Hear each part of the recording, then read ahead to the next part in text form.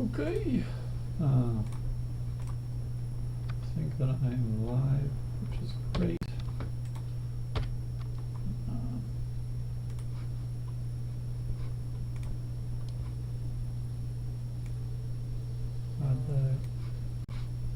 Okay. So, working on the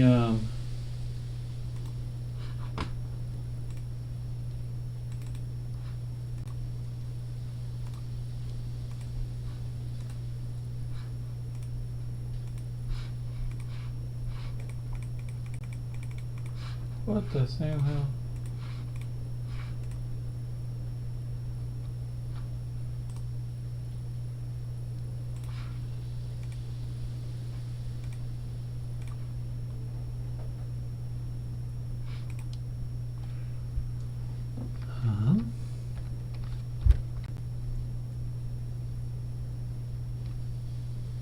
Okay, no. Okay, what the Sam hell? Let's add screen capture. Right. This is the HP. Record the Hewlett Packard. Okay. Okay. Okay. Okay. Let's see Madison. There we go. Transform. Hit the screen. Bang. Okay. But if I click onto, oh, is it because of my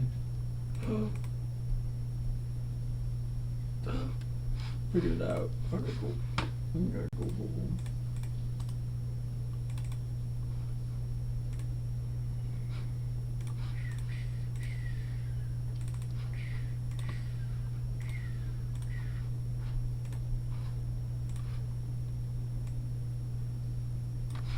Okay, sweet. So we were working on getting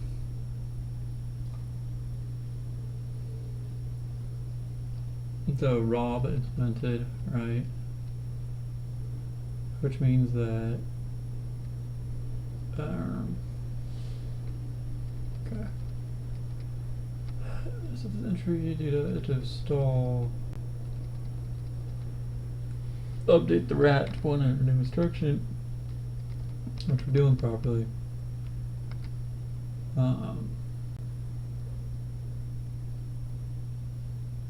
So this will rename a single instruction and put it into PRT file free. It will make a new ROB entry. It would try to insert it, and then it will insert it, and it'll update the rat. Okay, cool. And then we have the micro op being done. So that is relatively complete for the moment. I know I should be putting these in classes or something, but I'm just not too good at all that. Just not too good at C++. Okay. So what's next is to maybe make some wrappers we can set up properly. So let's make setup for the rat. In the PRT physical register table. What are the entries?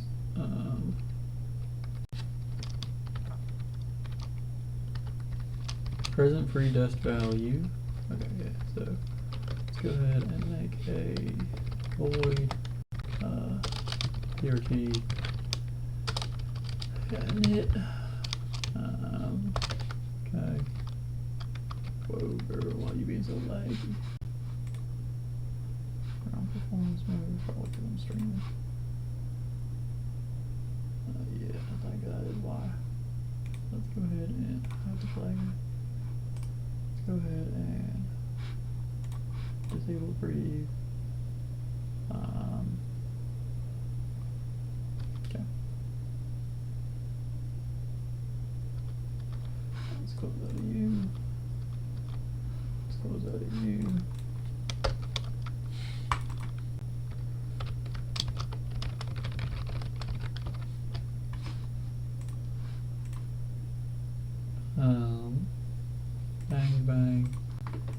Okay, PRT init. Okay, so we got to set up the PRT to be empty. So for an I is equal to 0, I that is less than PRT size I plus plus, and then we're going to do PRT at I. It's going to be equal to present equal to false. Free is equal to true. Dot test is equal to 0. That is equal to 0. It's not one of those on.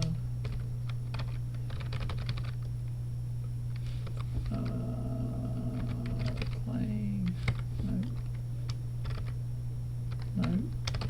No. I don't remember what the command is. So we're just going to do manually. Ooh.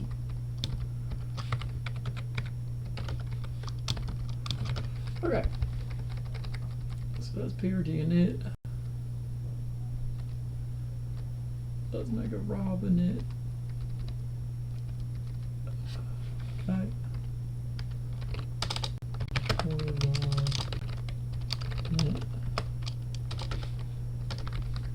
Now we're going to do for I is equal to 0, I is less than Rob size I plus plus. That's the wrong one. That's the right one. And then Rob at I is going to be equal to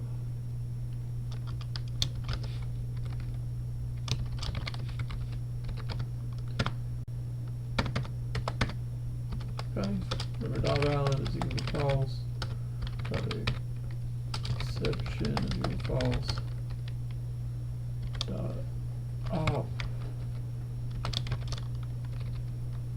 for the output that invalid. Okay, so that'll be the first one too. Do invalid. Okay, let's make PC PC is equal to 0. Is our C1 present is equal to false. Is our C1 is equal to 0. C2 present is equal to false. 2 is 0. DST is equal to 0. LPDST is equal to 0. BDST is equal to 0. Branch, oops. Branch mask is equal to 0. Okay. So now we've reset the Rob. And then we're going to go in here and we're going to do Rob. Hit is equal to 0. Oh. Tail is equal to 0. Now Rob full is equal to false. Okay. So that'll initialize the Rob, that'll initialize the PRF. So next we need to initialize the PRT. Must be called table, not file. Next step we're going to do the rat. Where's the rat? Rat. So initially, each of the rat entries is going to go to the architectural register that they represent, right?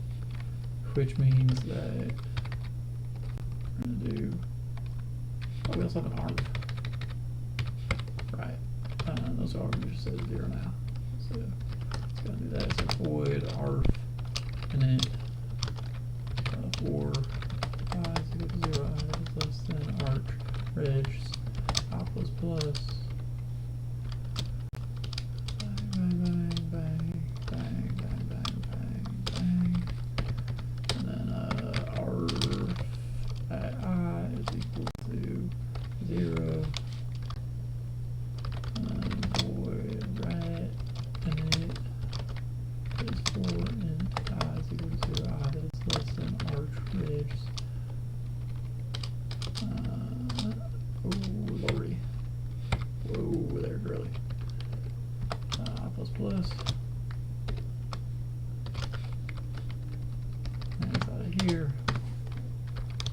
rat. Okay, so rat is going to be size 32. So by default, they're going to point to the arc registers, which means that they're going to be equal to I shifted left by 1, forward with 1. Yep. Give me trouble here. Mobile overload. What's a rat entry? Is it going to be .id?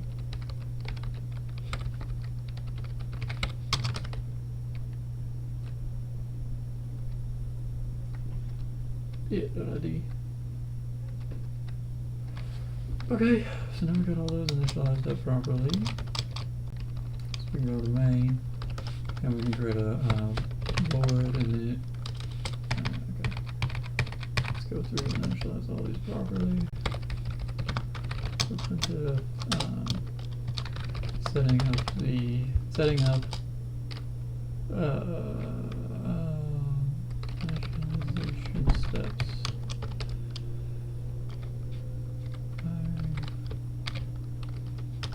So then we're going to start with the arf init, we're going to do rat init, and then we're going to do prt init, and then we're going to do rob init.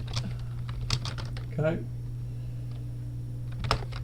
So those should be all the init functions. 1, 2, 3, 4. Yeah. Okay.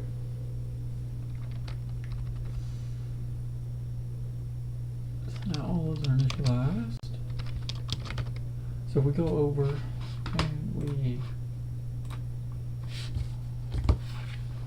start working through what we're actually going to be doing here. Just set up this camera. This is exciting for me. Let me sharpen the pencil a little bit, I think.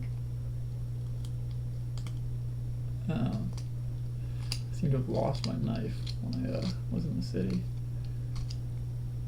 which is a shame.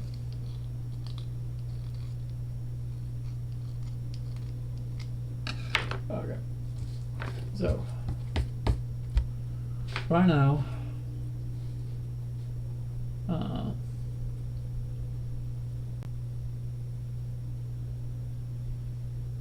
architecture is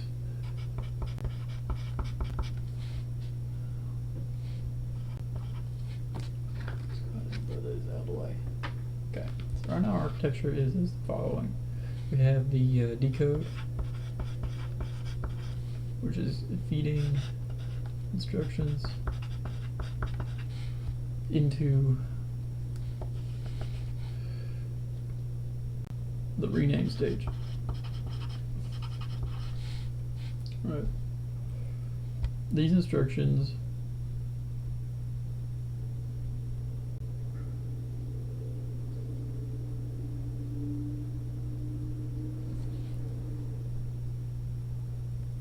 broken down with following things. They have architectural register SRC 1, areg SRC 2, areg dest. Alright, and then they also got the opcode. And I got the PC. Dang, and some other stuff. Right. So inside of the rename stage, we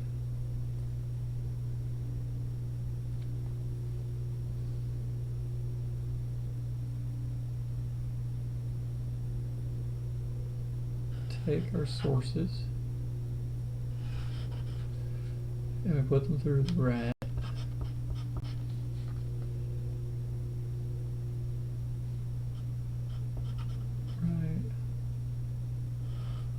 Which gives us the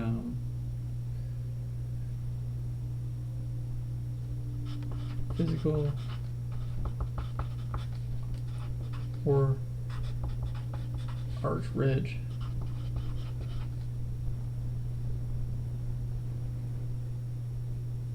Depending on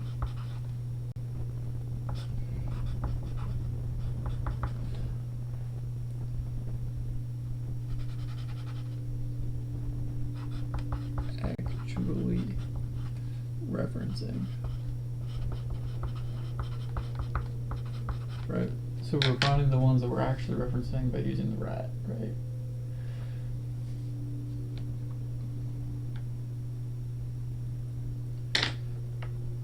What this looks like here is we have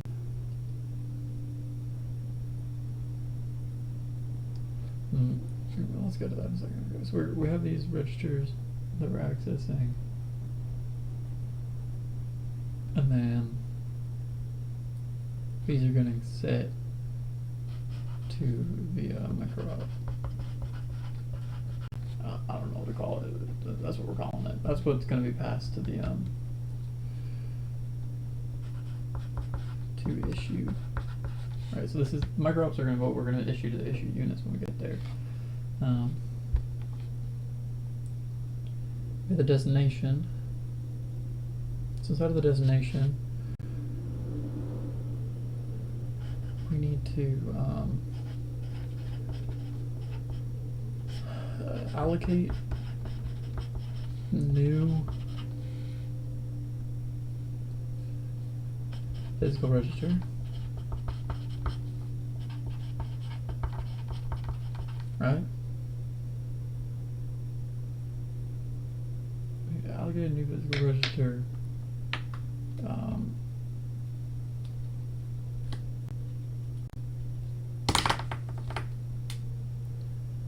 And then we need to overwrite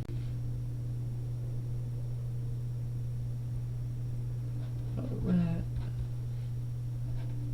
or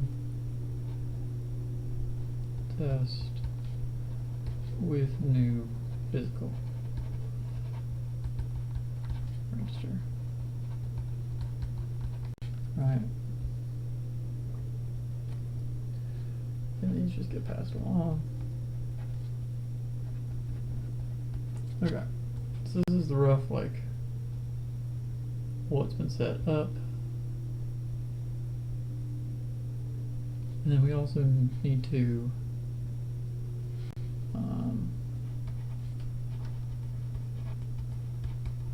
register instruction in the reorder buffer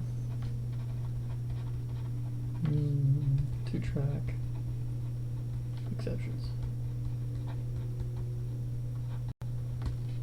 Right? Okay. So got more paper here now.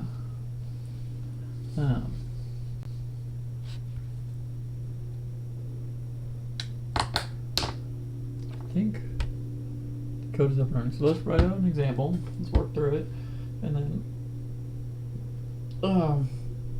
let's write that in code, and then verify that the logic works with on paper, because code happens on paper first. So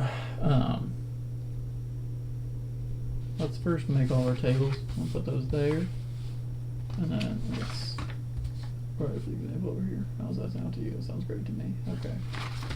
That's what our label list is, number one. Cool. Put that over. Oh, I could use the packs for sure. Okay, well, we're not doing that right now, but that's good to know for the future.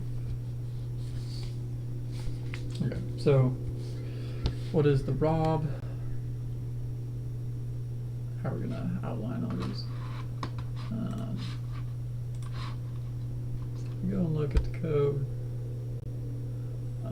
ROB has all these things. Micro has those things. Everything else is basically just mono entry. So really all we need to is the PRT and the arf and rat. It kind of just exist. And then we have the ROB entries too. So I'm drawing that over here. I'm drawing that over here, and then deal with them on the other side later. Okay, so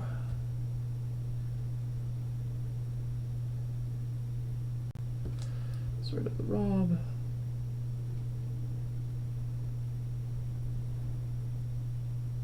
There's no better thing to do than just get started. So I'm gonna do word. Yeah, I don't know. Okay. So we're gonna have ourselves Rob.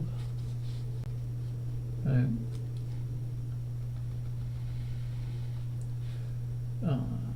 We're gonna have valid. I'm gonna skip exception for now. I'll keep off. I'll keep PC. Let's do P1 for present one, and then P-red or PR1, yeah, and then P2, and then PR2, and then register dest or D, and then last PRD, and then PRD, and then mask, which we're going to ignore for the moment. Okay, so that's our Rob.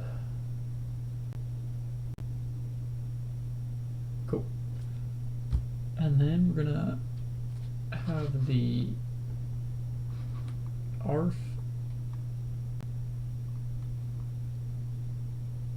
and the RAD. Yeah. So let's just make these two smaller tables over here, and then we'll have the PRT. Let's do PRT and then ARF and RAD maybe. Yeah, sounds good to me. So PRT is the physical register table, right? And let's also just do an I for index. Right, so let's have 0, 1, 2, 3, 4, 5. And then PRT, we're gonna have I for index. Right.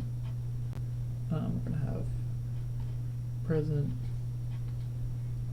We're gonna have free. We're gonna have dest. And then the value.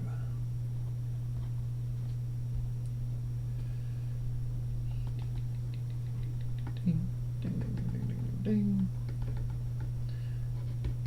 ARF. RAD.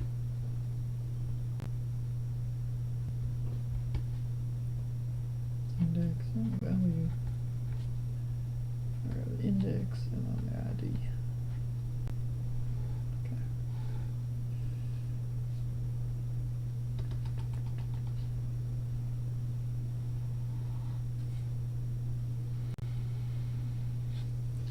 Okay. So let's write out some code and then use it in this. So let's put this over to the side. Okay.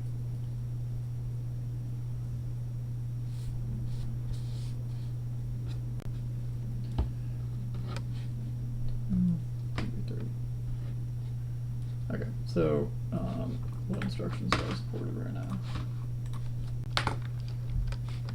I have add and add. Okay, what are we gonna have to do?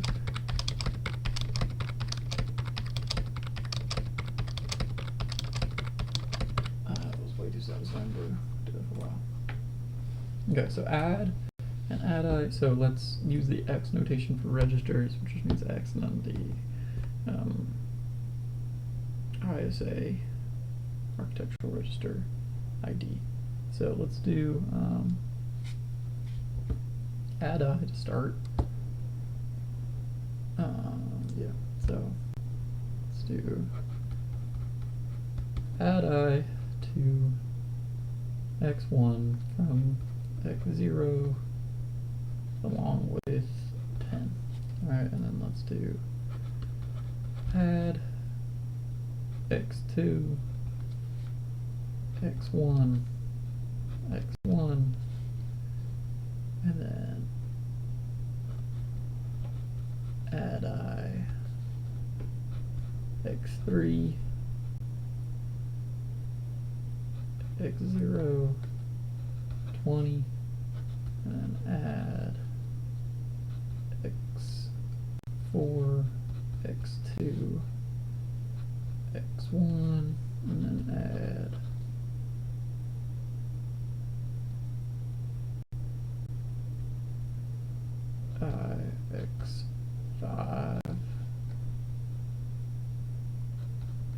x3 and 10, and then add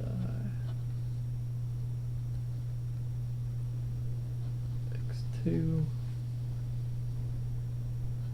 x2 and 5, and then add x1, x5, x4. Okay, this is our code. That's kind of a long example. Maybe we won't do the whole thing. I don't think I need to necessarily. Let's work through it. So add I x1, x0, x10, right? So we take this in.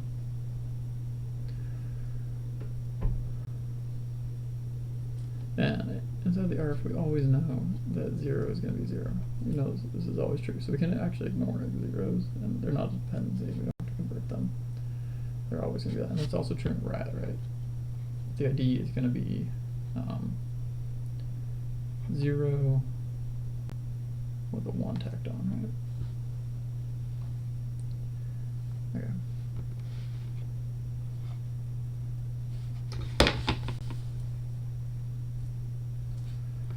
So we take our add I in, and we look up inside of the rat for x0, which gives us 0, and then if we don't have another source, then the dest is going to be into x1. So we go to the PRT, and we find our first free entry, which I didn't mark, but all these are going to be free, right?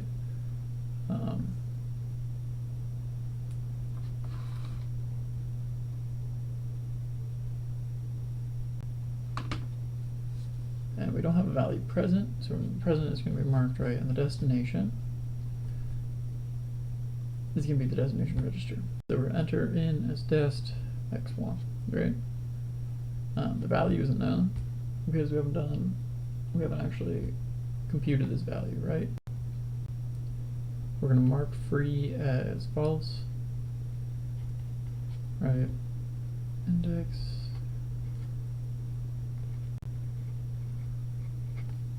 Okay. The value is unknown. Okay, cool. This is now unallocated, so we have a PRT, right?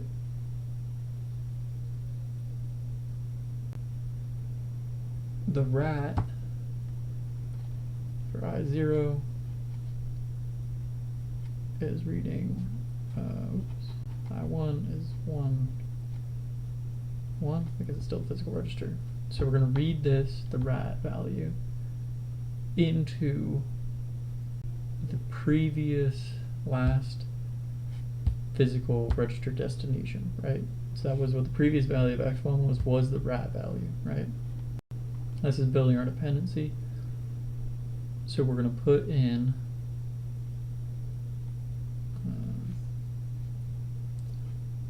one, okay? Our destination register is going to be x1, right? For PR1 and PR2, there is no PR2, so we can ignore this for the moment, right? It's just invalid. Same with this P. This P is telling us whether or not it's present. It doesn't matter for this instruction, so we're going to mark it as present, right? Because then we know that everything that we need is ready, right? PR1 is x0, right? Which we load out of rat, right? 0, 1. And is this register value present? Yeah, because we know it's an architectural register value, so we know that it's present, right? What's the PC? Let's just call it 0 for now. What's the opcode? It's add. And is it valid? It is a valid instruction, right? It's not a no op. It's not like we're pulling in our Oh, hey, Evzilla.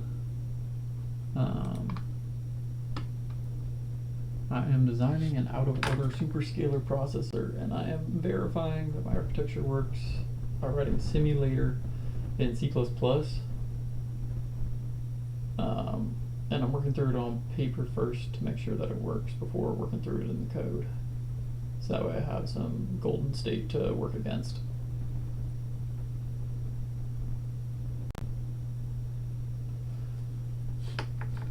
Okay.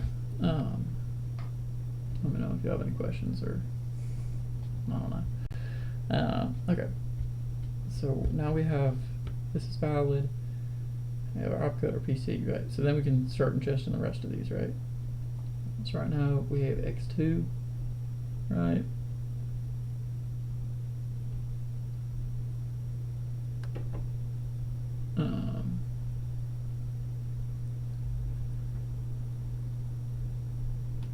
Which is taken from x1, which is taken from x. Well, we ain't done yet. Sorry.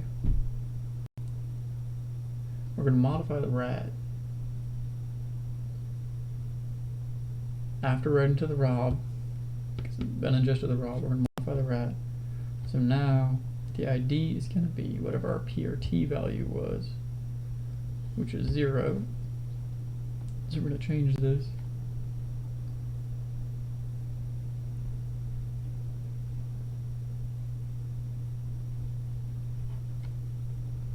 to 0, 0, right? Instead of arf, nothing's changed, so we don't have to touch it, right?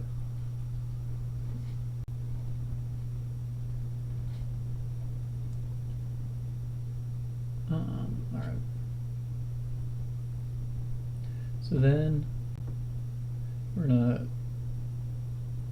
now in the state that we can start on the second instruction, right?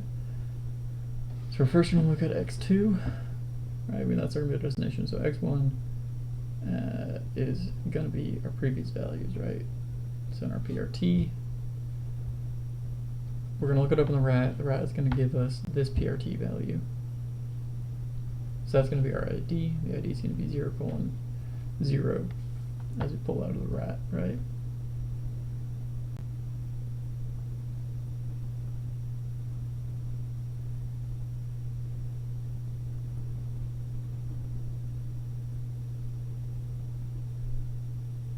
I forgot to enter this.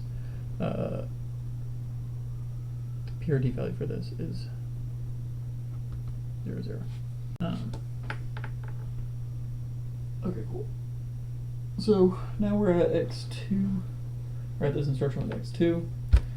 We have these already. It's already in our PRT, right? It's already in our rat. x2 now needs to be allocated, right? So we're going to allocate those at 1.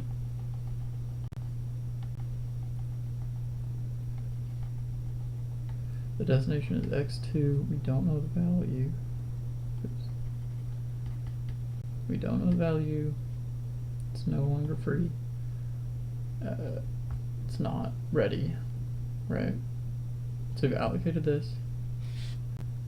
Then we fill out the rob. So it's valid. Yes, it's a valid instruction. What's the operation? It's add. What's a PC for? Is P1 present? Okay, P1 is X1. P1 is not present because X1 hasn't been computed, right? So we can see that we're looking at X1, which is 0, 0. And 0, 0, 0 means that it's to the PRT instead of the ARF, right? So the 0, the rightmost bit, corresponds to whether or not we're in the ARF or in the PRT. So if we're in the ARF, if we're in the PRT, at 0, we don't have this present, so this is going to be false. Right, and P2 is also not going to be present too, right? But we do have now a second register, which is going to be, again, 0, 0. What's our destination register? It's X2, of course. What is the last value for X2? We're going to look that up in the rat before overwriting the rat, right? And in the rat, 2. It's going to be 2, 1. Okay. What is our PRD value? We know that it's going to be 1, 0, right? And that's that instruction encoded. Cool. Let's say that it's 4 wide.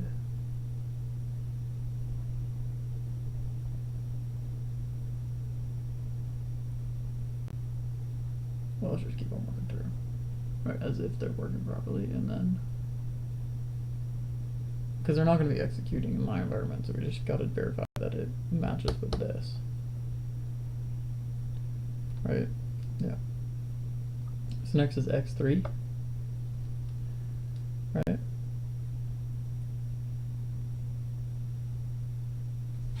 Also got to update this. Got to write it back.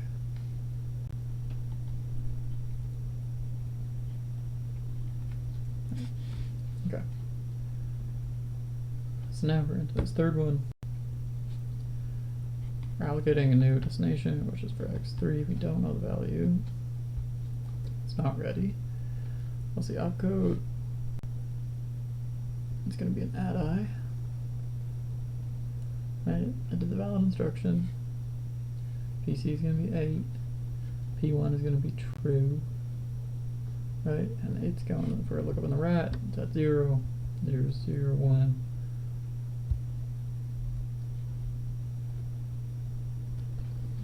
P2, it's true, it's immediate. Right, destination register is x3. Our previous destination is 3.1. Our present register that we allocated is going to be 2.0. Okay, that's the instruction done. Alright, and then we overwrite it in the rat.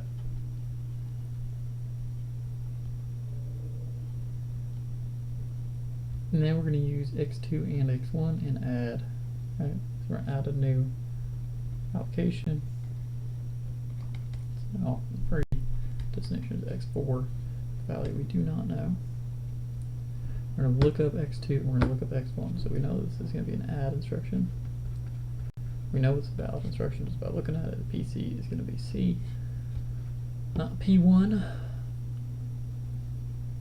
Is going to be false. Because P1 is x2. x2, if we look up in the rat, goes to 1, 0. And 1, 0 is not present, right? P2 is x1. Look up that, it goes to 0, 0, 0 is not present. So that's also going to be false. 0, 0. What's our destination register? Is x4. The last one would be 4, 1. Current one would be 3, no. Alright. We have an add-I, which we know is valid. Right. Its address is 1, 0. Its first argument is an x1, which is not present. If you look up x1 on rat, we see that it's 2 null. Oh, we gotta add the 4 to the rat now. 4 goes to 3 null. Gonna have 5 in a second too, I guess. Alright, so 5.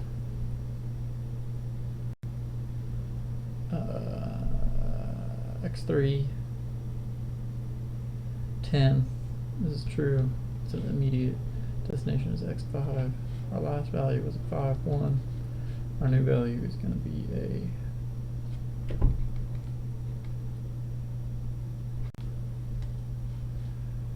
4, null. We add it to the rat. And that's a 4 null.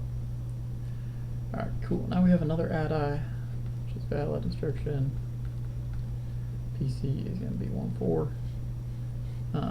It's dependent on x5, which is false, it's not present. We can look up in the rat, x5, which is 4 null. Look at P2, that's going to be an x4. Look up in the rat, it's 3 null is not present. 3 null.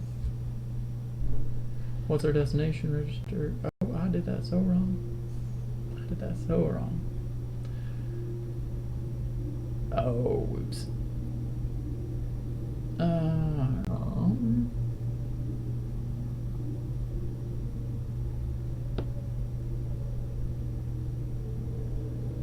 Doesn't matter, I just switched these two. Okay, let's keep going. So x4, 3 null, destination register is going to be into x1. Look on the right, x1 previous was 0, 0. And now destination is going to be in 5, 0.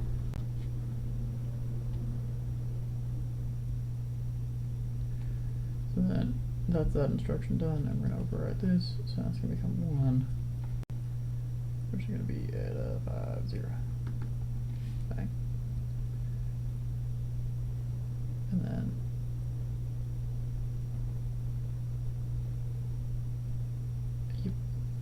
then we're going to have add instruction. PC is at 18.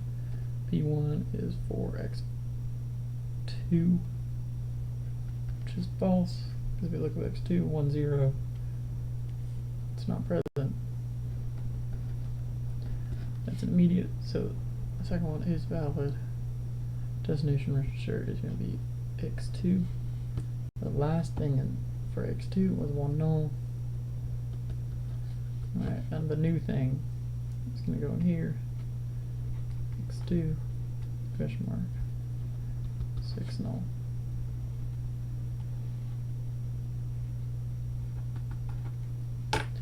Okay.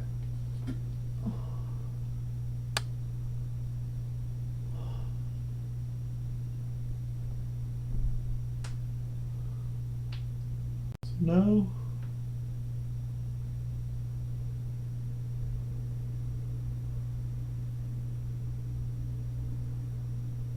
We have that all set up.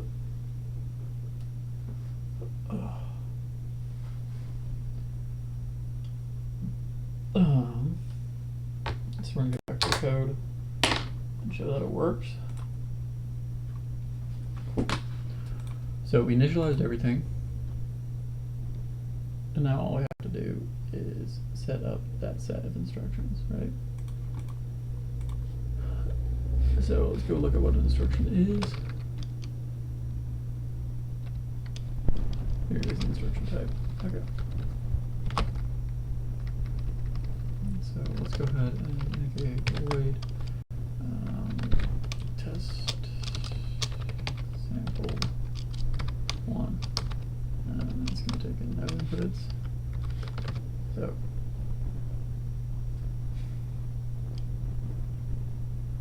one, 2, 3, 4, 5, 6, 7. So we have 7. So we're gonna have instruction T eyes, I guys, size of 7. Okay, so we're gonna do 0. It's gonna be equal to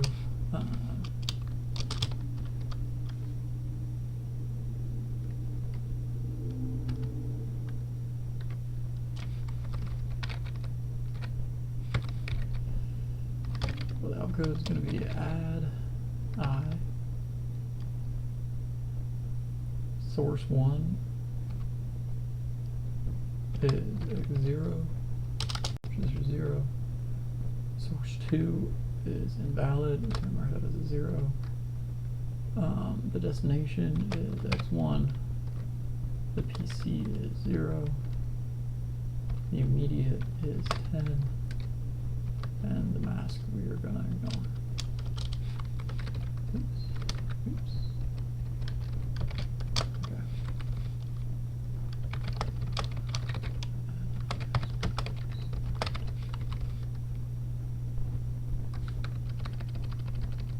Okay. Cool. So next instruction is going to be an add. And we're going to be adding x1 and x1 to x2.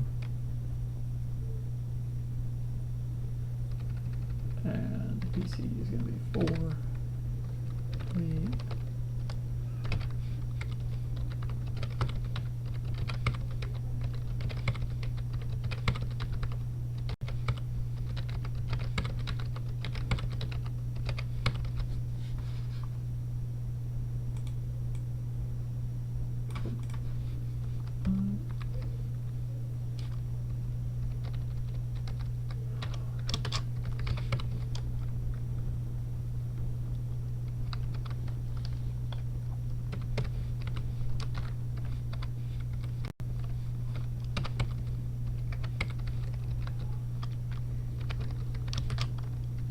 Okay.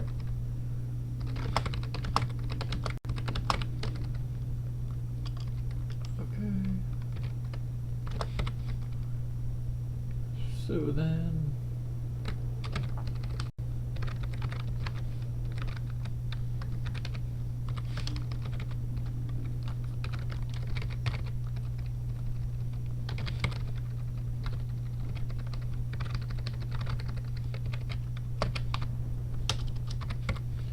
okay, after that we now have add I to x3 via x0 and 1.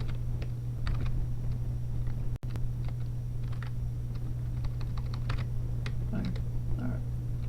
Next we have an add to x4 from x2 and 1 with no media value.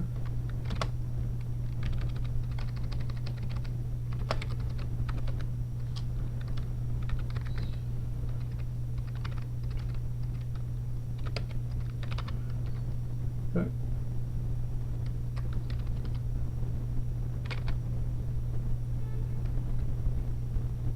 And then we have an add I between x3 to x5 with a value of 10.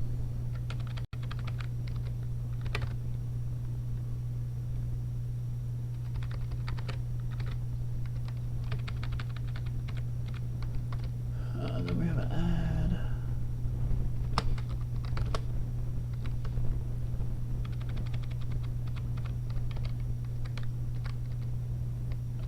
between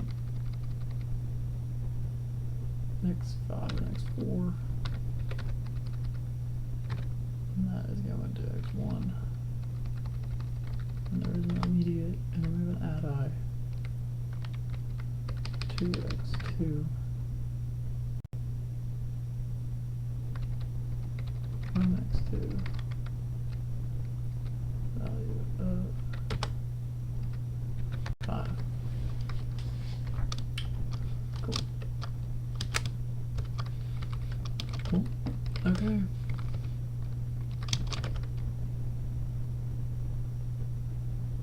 So then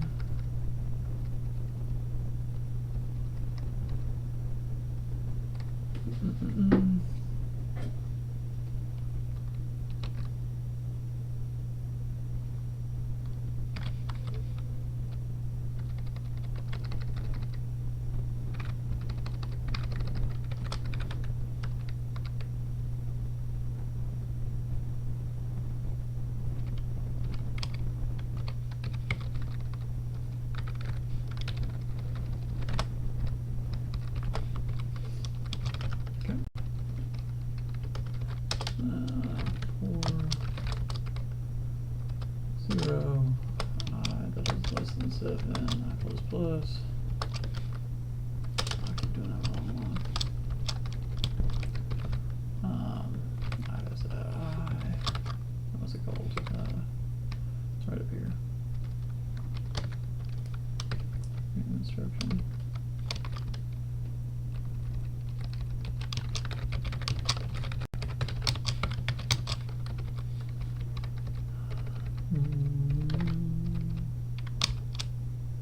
Which gives us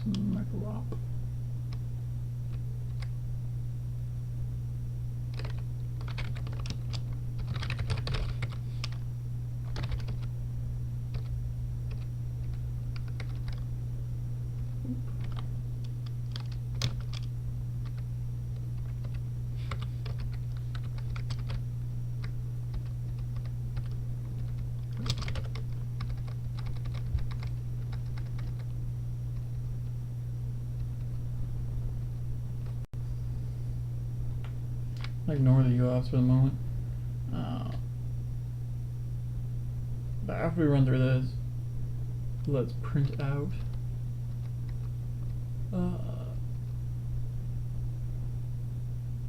our Rob.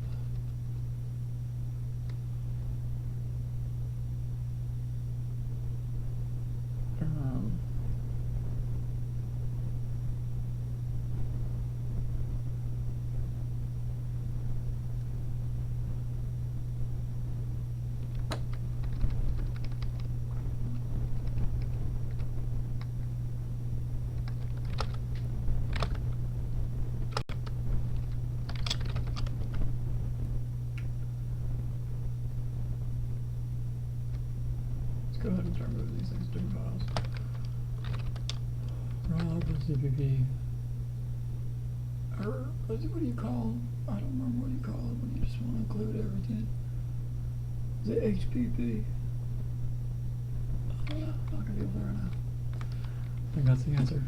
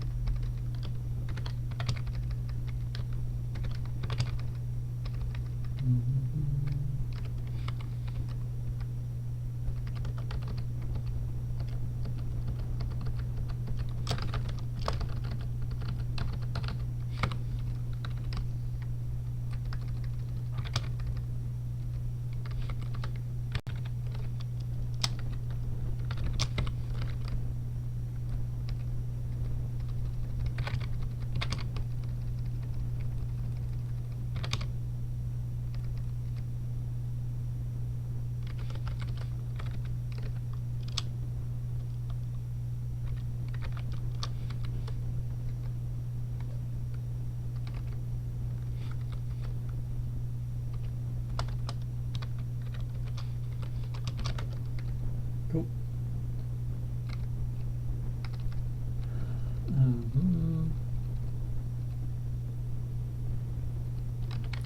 To void Rob print. Which does that for?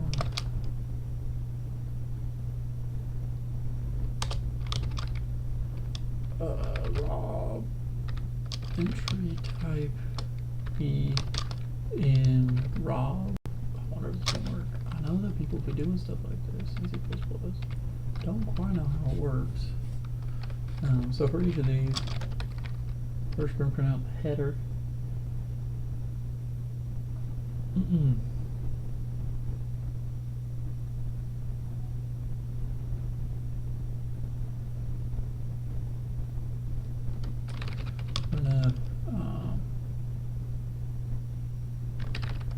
Rob. Whatever, let's do it. And then let's do print. It was out of a Rob entry, I don't remember. Valid exception.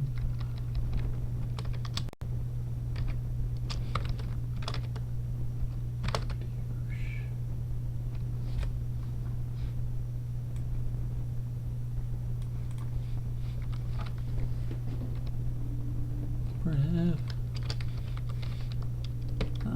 Bool. Don't remember how to do bools. Just make that %sign D. %sign D.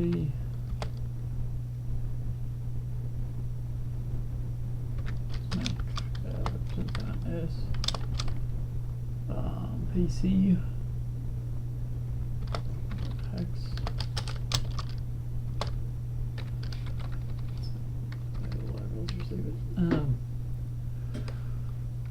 After that is present. Let's put that %sign D.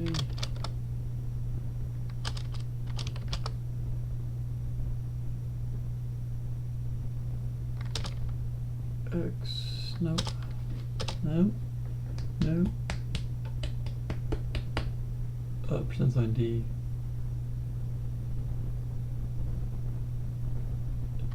got dash percent sign D dash colon percent sign D. Yep.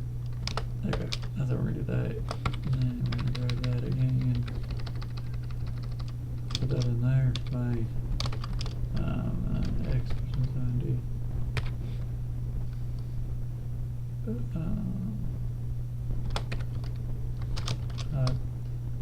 Percent sign D dash percent sign D. Bang. Percent sign D dash percent sign D. Bang. And let's take the percent sign H. H. Okay. That was a good old comma. So let's start filling these out. So first thing is E dot valid and E dot exception, and then code, and then let's make ourselves a string type. Yeah, it's not char star opcode string is in ID. And then switch on ID default return.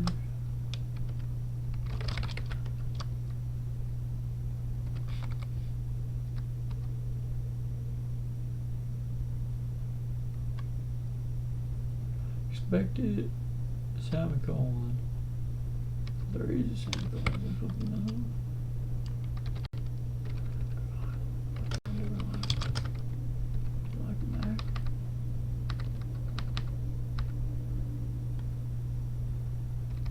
Okay. Our user. That. Okay. STD string. Okay.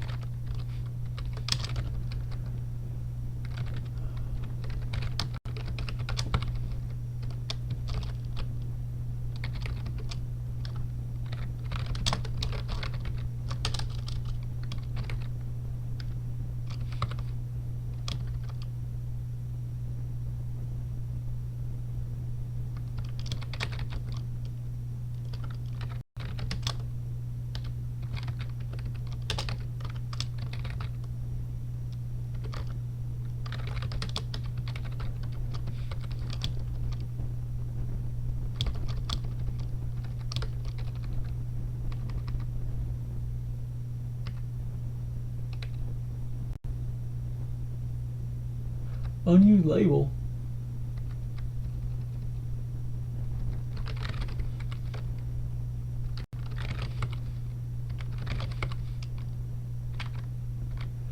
Oh, it would be like case, right?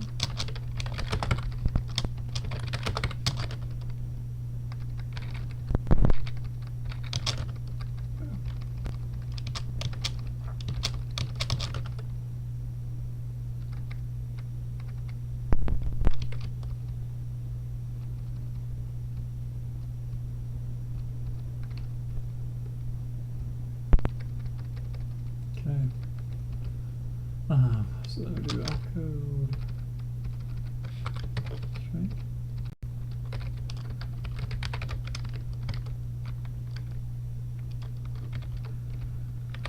Opcode string of e dot op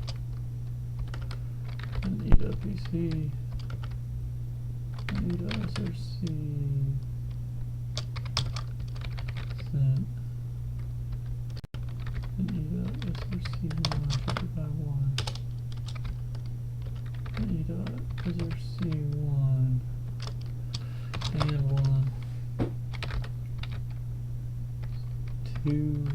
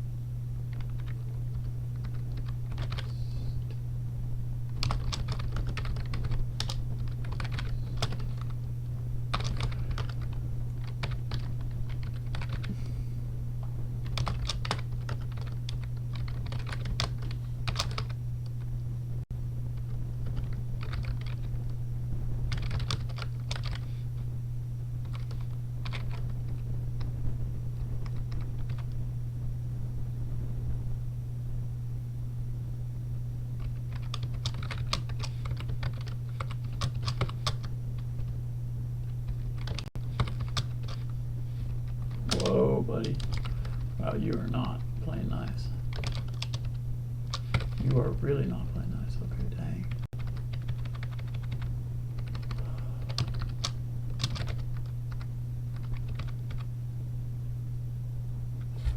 Okay,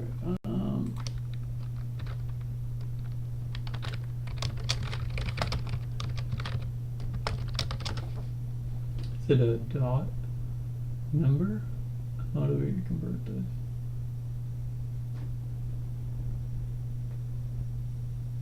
It's a number function. Yeah. Okay.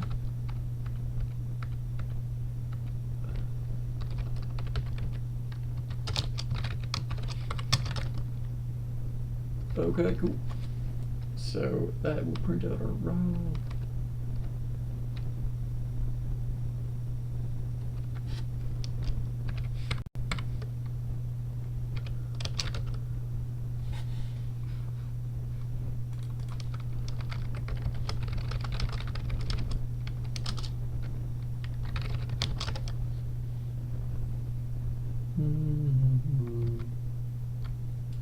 Left on a failing, so I believe I'm in love with you. Bum, bum, bum, bum.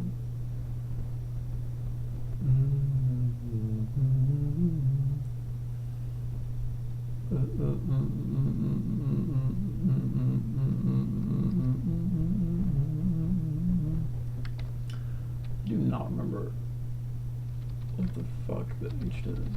What is the X word? Is this right?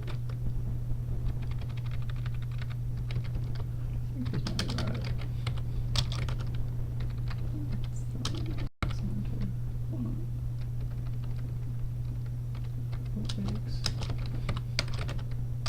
Okay, cool. So that should print out a row.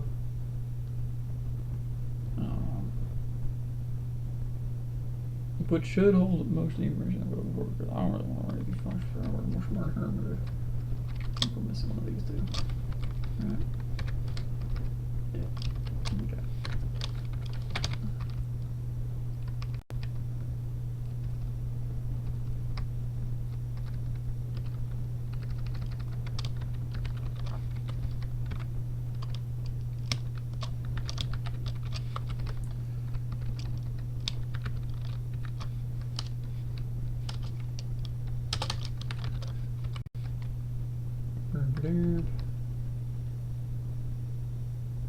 So it goes into the PRT entry.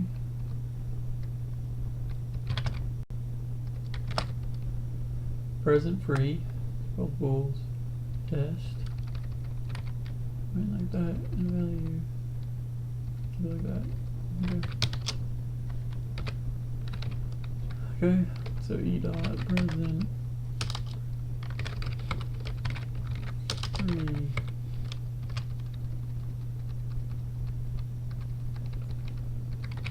E dot test. E dot value. Okay.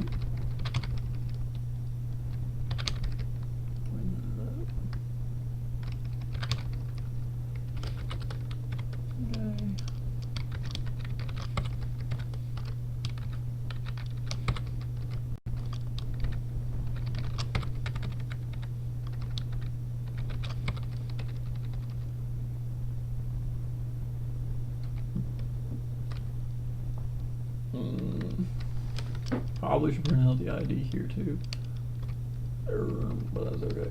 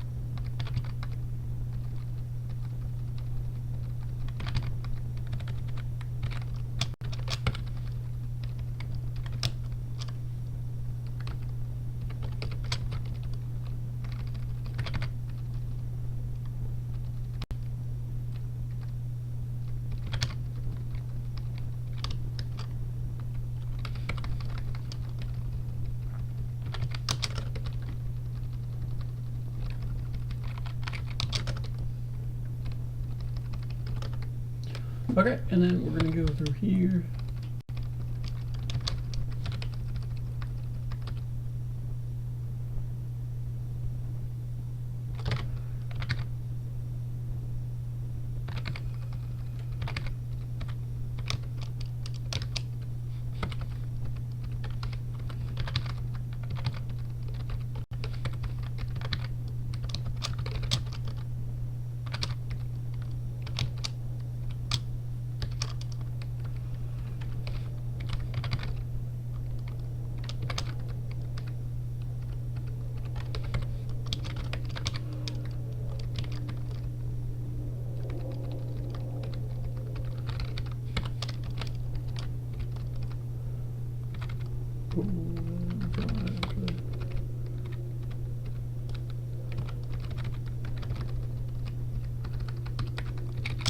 Okay. Now, set a main, set up the initialization step, and F, running test number 1, and then, what do you call it, already, just example 1. Okay.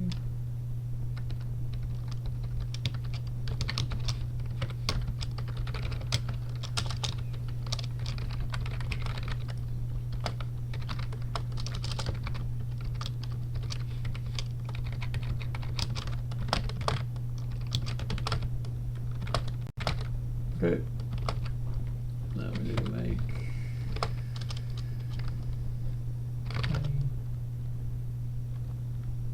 one more generate.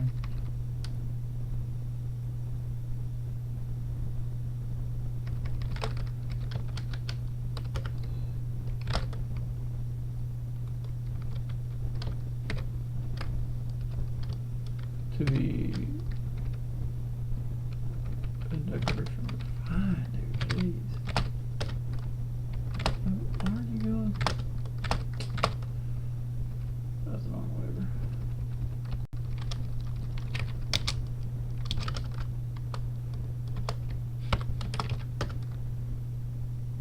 Bang, okay. So let's go look in the file. Test isn't phony.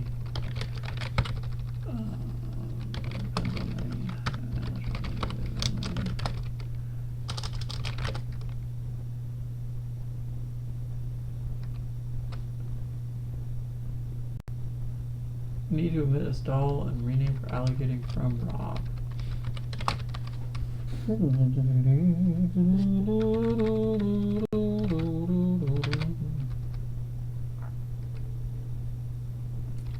If Rob full.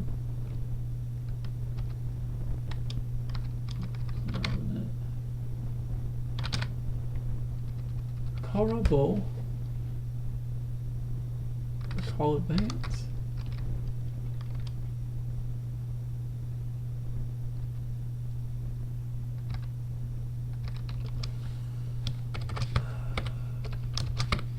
Stupid boy.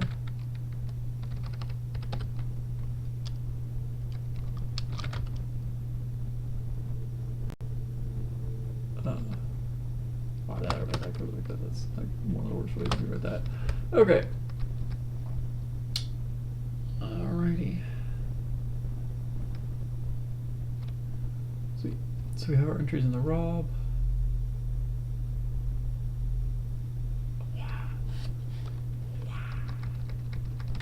That's because I'm an idiot. Okay, cool.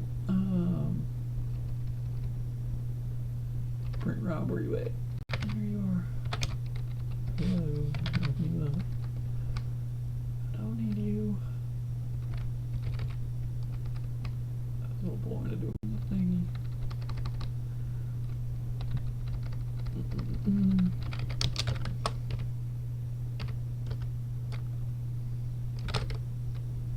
Okay. And let's see, those are links to nowhere. So let's change that because my Emacs is not like that. That is pretty serious.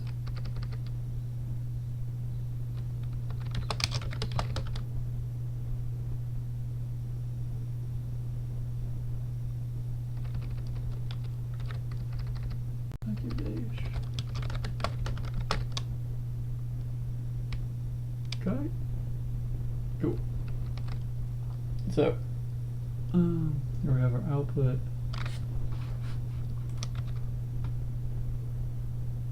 And we have, oh, we wrote up.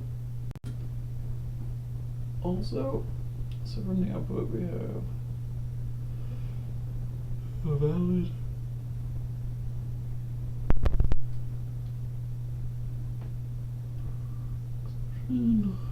PC's roll rate. Alright, present one is true for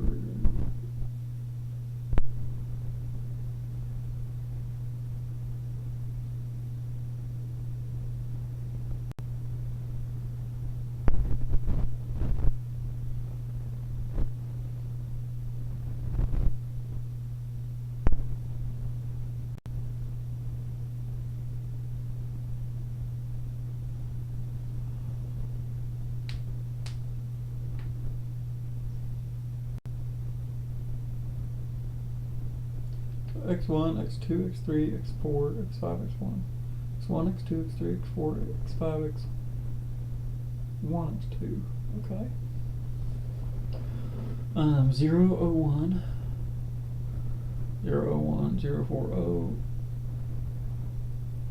Ooh, that's different. Why are you different? How are you different?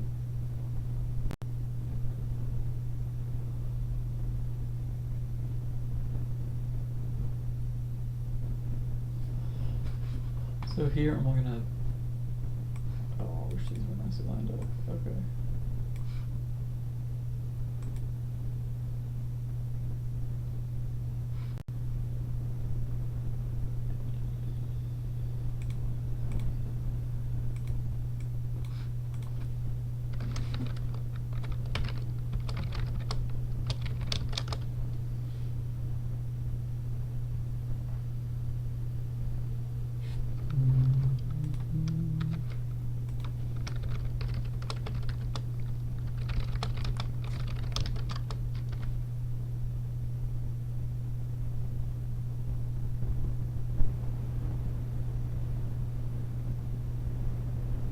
I wonder if there's something in STB for printing out table.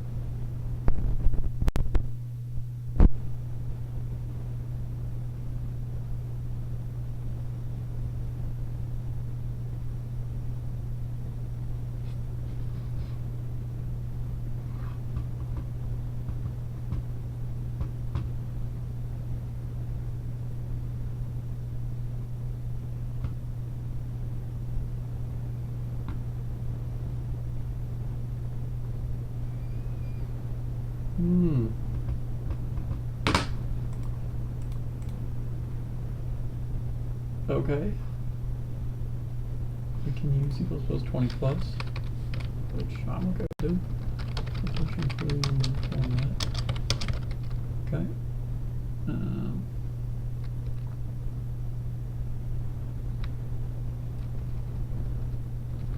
Instead, this is going to become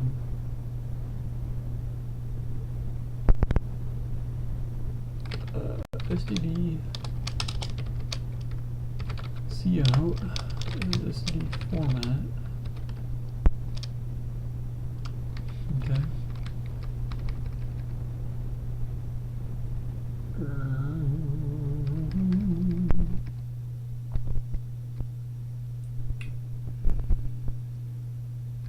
Valley eval is always going to be 1 or 0. So let's do is greater than 2. Needs to be wrapped in some of these fellas. Square one limbs. Toss a pipe in there. Toss another pipe in there. Again, following that is the opcode string. So we're going to make that bigger. Maybe let's make that 10. Yes.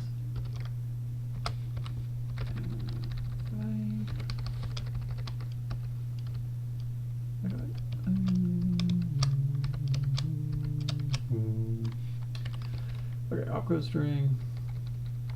Then we have the PC.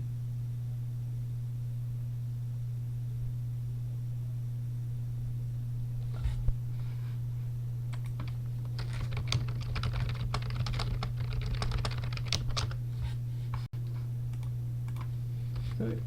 There.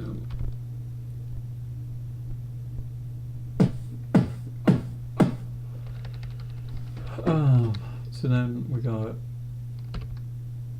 this is the opcode string, and then we're going to put the hex, that value, and then we have, which is our PC, and then src1 present is going to be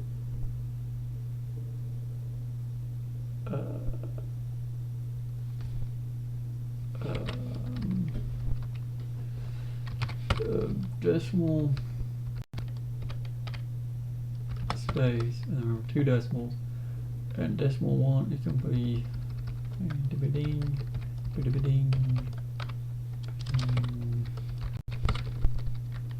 Okay, just 2, let's make that D. Also, okay, and then we're going to have 2 of those. We forgot the rules already. Very silly of me.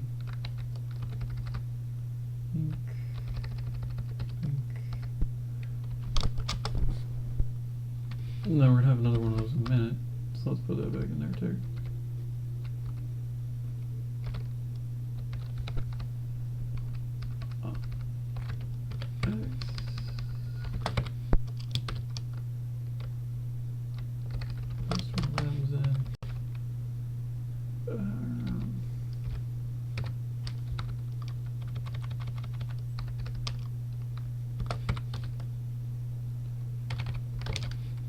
This one lives in, and then we just got another one of these, which we're just gonna, it's on the end, so it doesn't even, we don't even need the length to be aligned. So let's just toss in one of those. And then we're gonna throw in a backslash, and then we're gonna throw in a quote, and then we're gonna have the children. Okay, and for children, we're gonna grab all this. Toss it all in there, add that.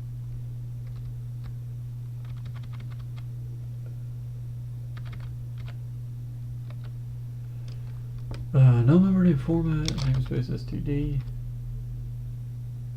Whale, that's where you're wrong there, twin. New file, std is equal to 20.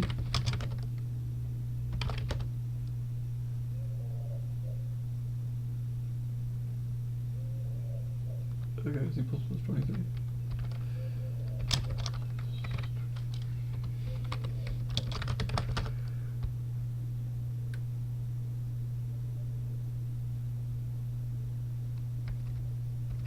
Oh, that's right. That's right. Who's your bitch? Who's your bitch, bro? I shouldn't be swearing.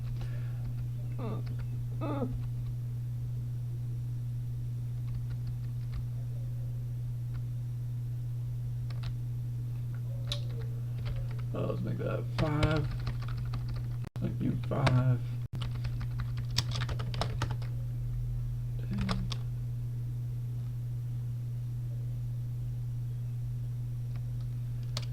False, false, invalid. Why are you getting so many X's? It's because you're repeating the X instead of portraying yourself in a hex.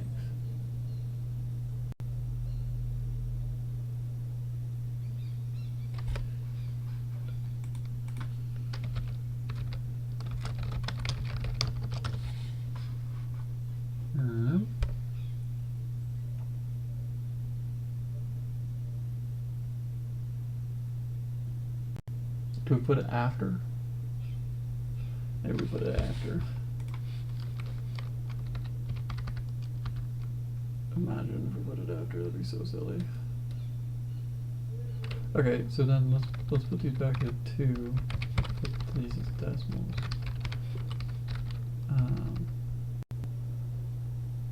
Right, because that's what I would prefer. Yep, I got. And try putting you here. Try putting you here. Yep.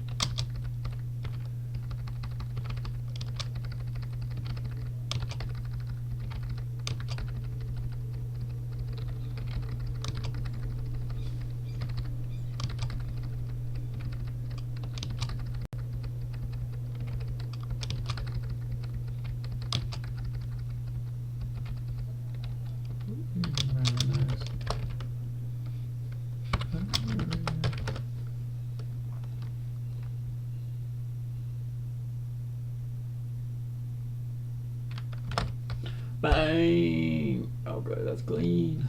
That worked way better. Okay, awesome. And now we know that these can be way less wide.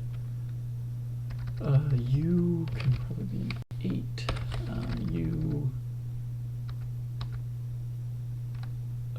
Do we throw an OX in front of that? How do we do that? I don't know. Probably a pound sign line.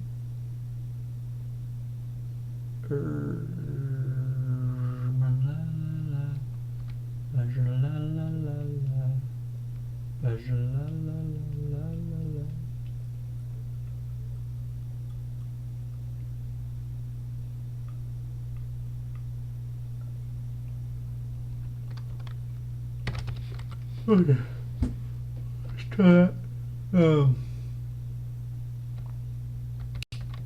can probably get away with 4. 4. Okay.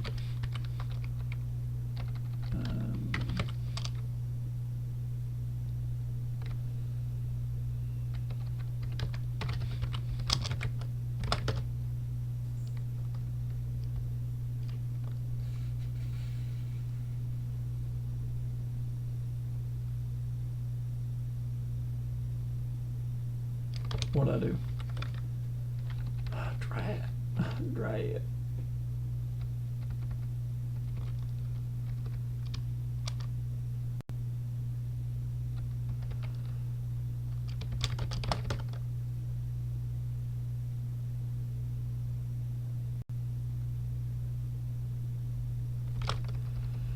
I knew that wasn't gonna work.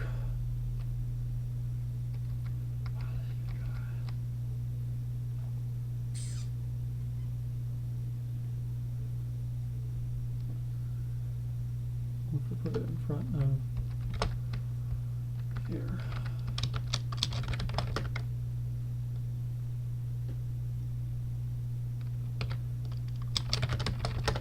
Dang.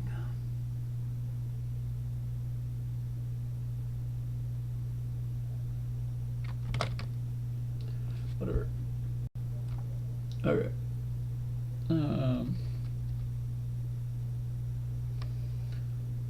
1 1 2 1 3 1 4 1 5 1 null null 1 null. We're not getting 1 null. So we're getting an add. We're doing add I into an add.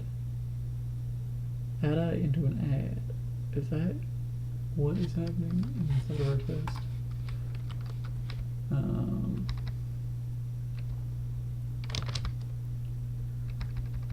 Let's see. We're doing add I as the last thing.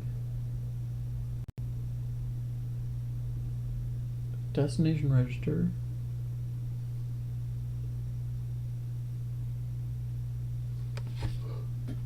Destination registers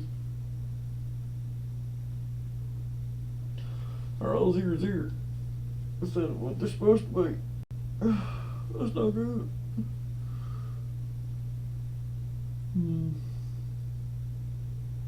Our source registers ain't right either. If we look at them, right?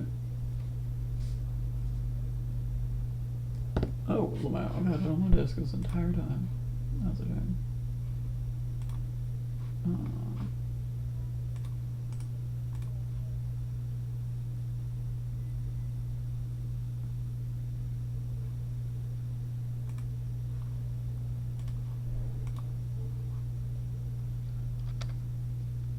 Lamau be so good. People are gonna ask how is he that good?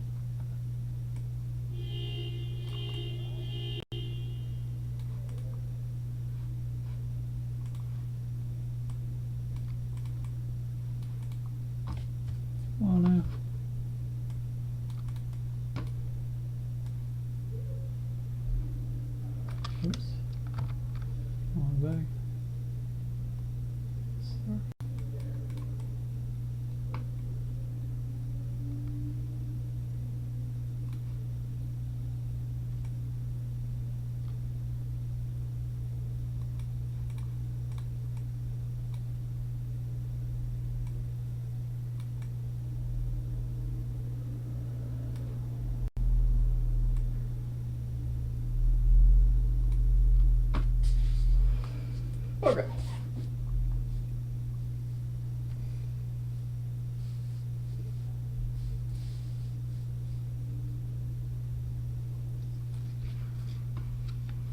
So you can see that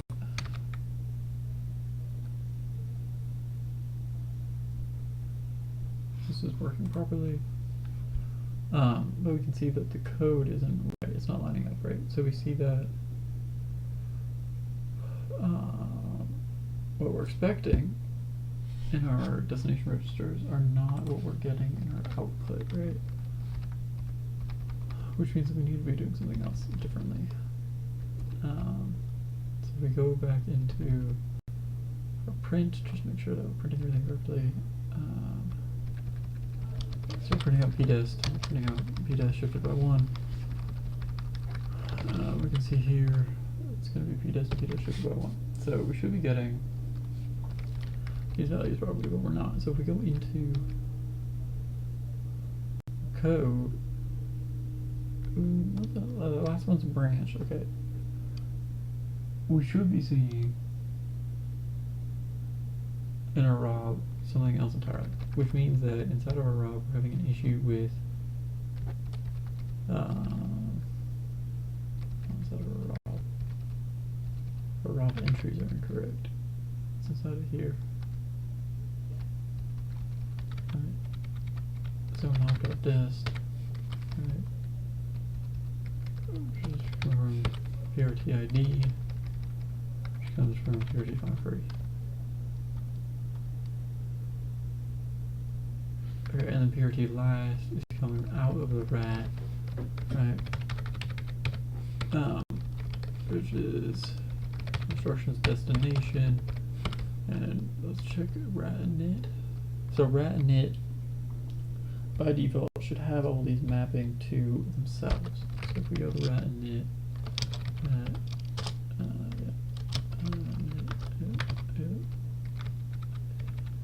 ID is I, shifted by 1, ordered 1. Okay, so let's go to the rat. Let's see where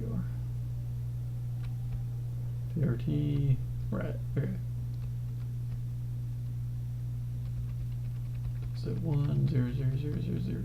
So why is a rat getting set to a bunch of zeros? Right? And ARF is all zeros. Is that right? ARF should be all zeros. Okay, cool. So let's return back down. And here. So mops is 2.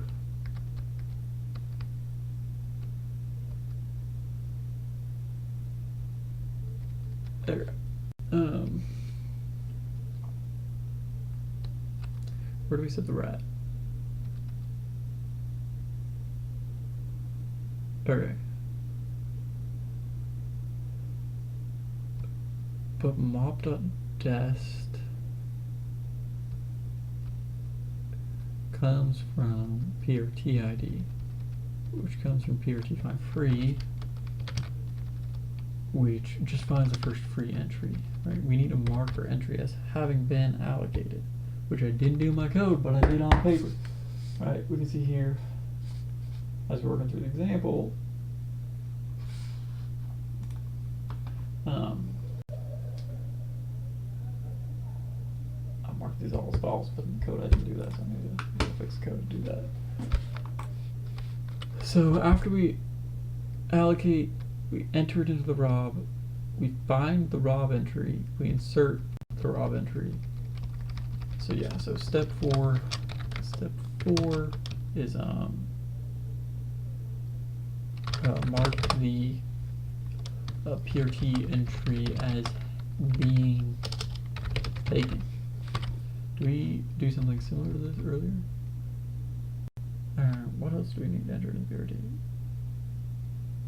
We're finding free, and then we need to update the PRT with our value. So we need to update the PRT with our value and mark PRT entry as being taken. What is find free return? Find free. The returns our value shifted over by 1 with a 0. Okay, so that's giving ourselves the ID. Okay. So PRT ID.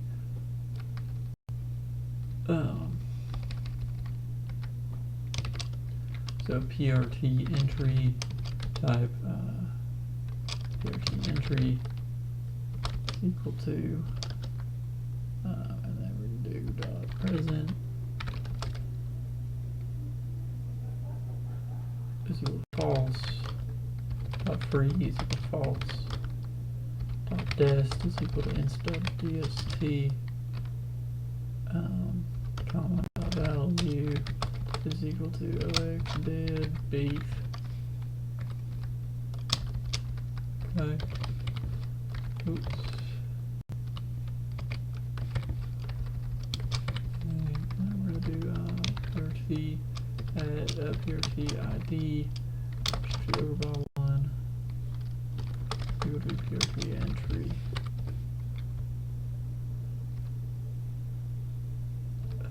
Step 5. Update the right.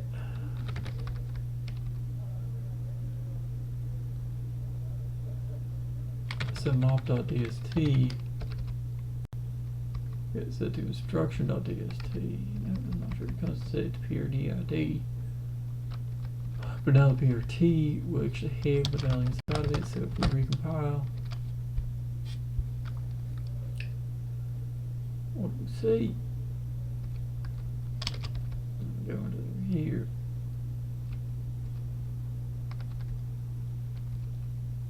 We see null, and on 1, 2, 3, 4, 5, 6. Good. And then we see 1, 0, 0, 0, 5, 1, 4, 1, 3, 1, 2, 1, 1, 1. Bang. Cool. And then let's look at PR2, which should be nothing, nothing, 3, nothing, nothing, nothing. But it's not 1. Oh, it's just putting in the zeros. That's okay. But those should be marked as false, right? No, they're marked as true. But it doesn't matter because they're code. But the other one should be marked as false. 3, 0, nothing, nothing, nothing, nothing. Okay, and then we should have 0, 1, 0, 0, 0, 1, 1, 0, 2, 0, 3, 2, 0, 4, 0, 1, 0. Bang. True, false, true, true, false, true, false, false, false, false, false. Bang. And all those should be true for the ones that are true. And that's good. Okay.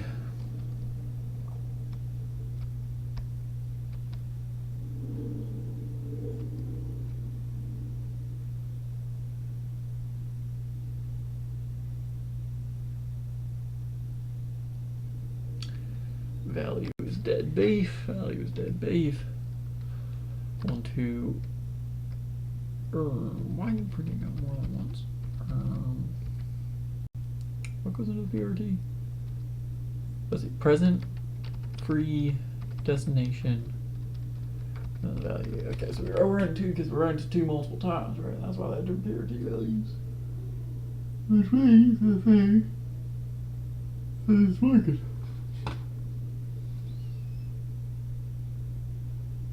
Ah, yes, we love bots.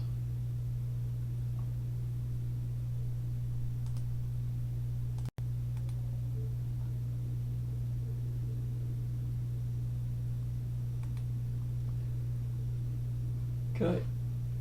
I think that this means that this is all working. So the next step, of course,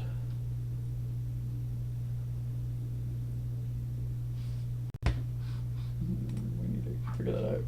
Coding happens first on paper. So let's commit this. Stage files. Stage. I guess that to get ignore. Top level. Top level get ignore. No. Ignore.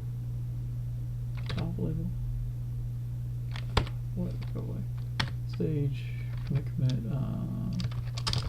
Error. If rename stage. Reload back. Okay. Yeah. So we got that done. So now that we have these things working together, we should write the issue stage, I think, and then once we do the issue stage, then we'll implement stalls. And then we'll have multiple wideness, and then we'll have to implement cycles. So the to-do list roughly need a sticky note. I don't know if I have a sticky note on me though. I should have a sticky note on my room though. Cause I always got a sticky note. That is not a thing I'm gonna show. Sticky note.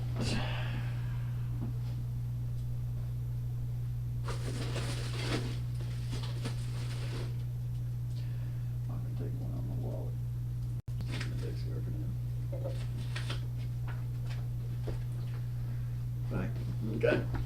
Oh, not about pencil. Putting it back on the desk. Okay. So let's see. To do.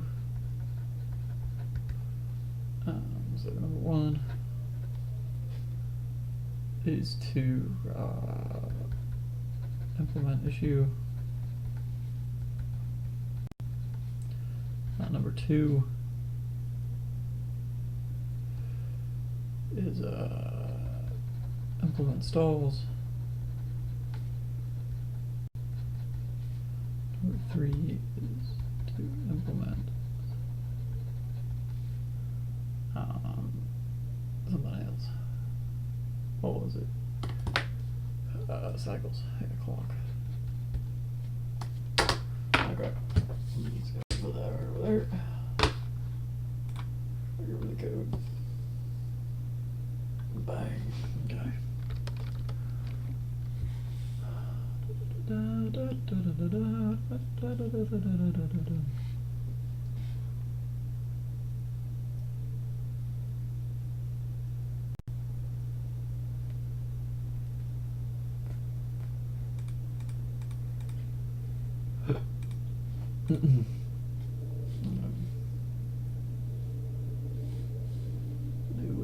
Okay. Okay. And so next up is the issue queue. So what do we do with the issue queue? Yeah, we have, okay, so the micro ops that we're producing are going to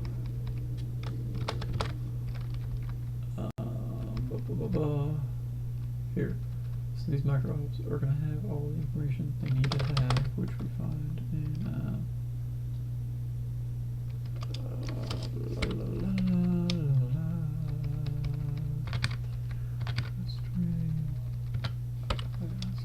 eco stages instruction. Okay.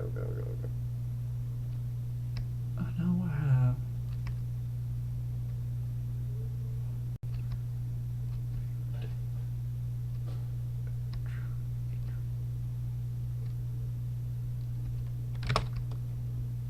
What am I looking for? Micro op.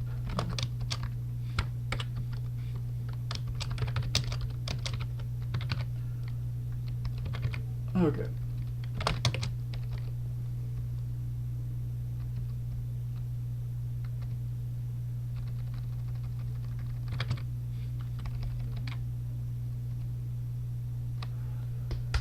So then we get our micro ops after they get transformed, right?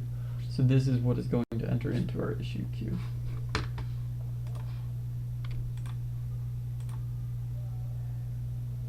Let's go back to the disk. Okay.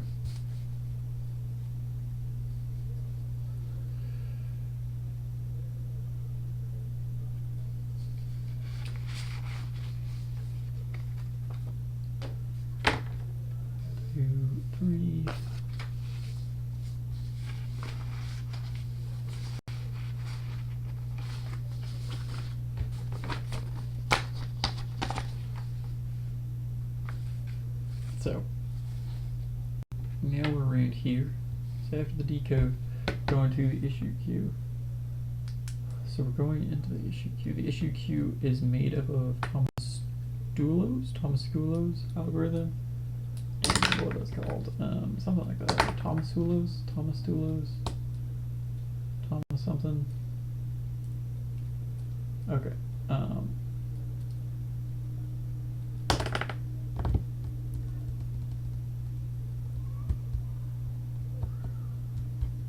Okay.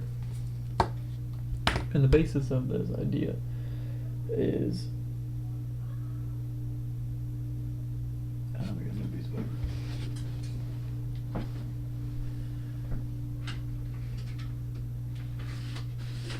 Just grab myself a whole little stack over here.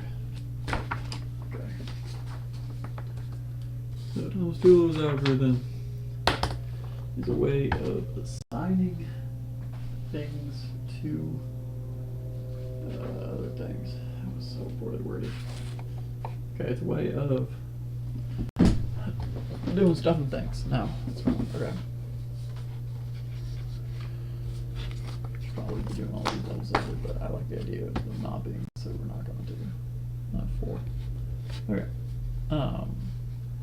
Let's see if I can remember how these work, and then I'm gonna read a paper and make sure I'm doing it right, and then we'll go back to it. So issue queues is we're gonna have our micro ops, right, and they're gonna go into some sort of table, right? And then this is gonna go into an ALU of some sort of functional unit. This is the SU okay, QUE. Okay, issue queue, and then we're gonna have what are they called? The issue queue. We're gonna have this as a buffer actually,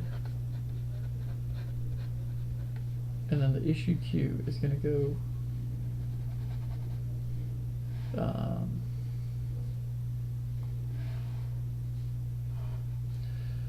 into other tables, which are called reservation stations.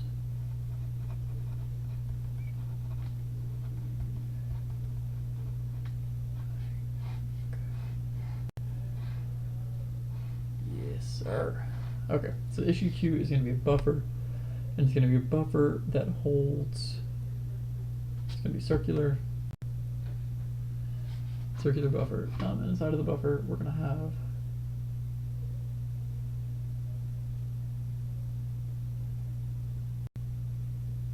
the micro ops that are coming out of the buddy, out of the rename stage, right?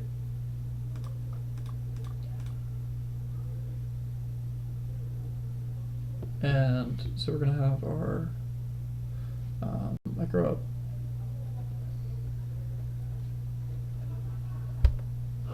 Do we even need anything else? We just need this to be a buffer, right?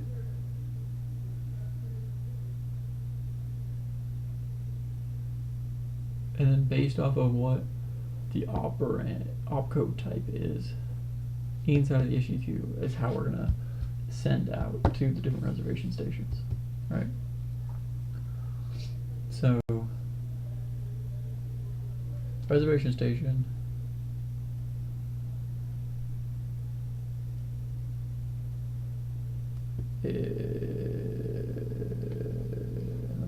each of these are going to go into a functional unit, a view functional unit.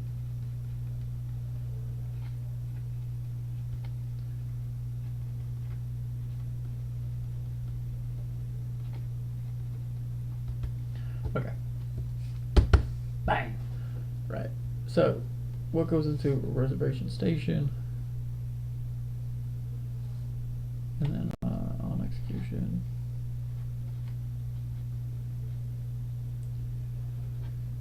do callback.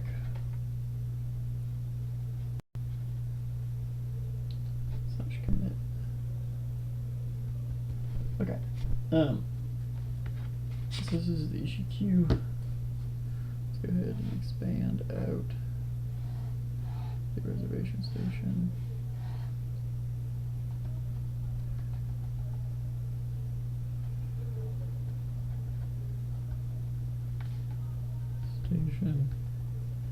Inside of reservation station, we're gonna have the things. What are the things? What are our things, bro? I can't think. What are our things? Okay, we're gonna have the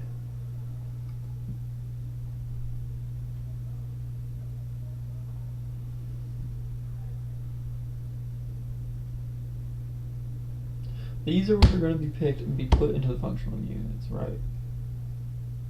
So these are the instructions that are trying to be executed. So they need a branch tag for sure. Because if a branch fails, then we need to kill them out of the reservation station, mark it as free, right?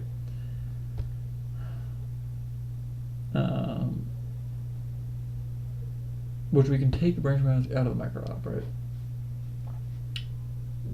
So we're gonna have a micro op, right, as one of the fields.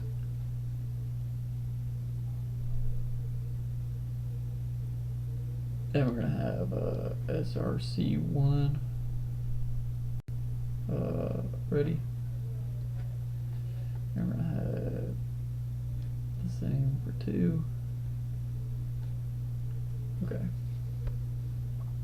If both of those are good, if all of the ready fields are ready, all the fields are ready, then it can be picked up.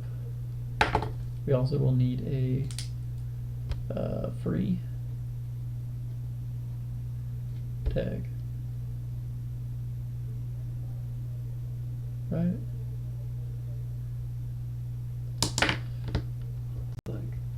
Is that true? Let's pull out one of my textbooks I printed out. Don't quite remember the way to get this done. Microarchitecture for skillers, processor microarchitecture implementation perspective. Yes, sir. That's probably the one I'm looking for, right? Structure fetch, references. Okay. So.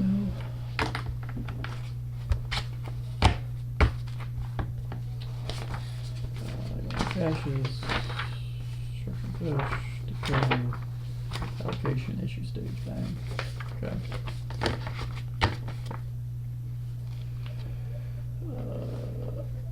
In order, issue logic, out of order issue logic.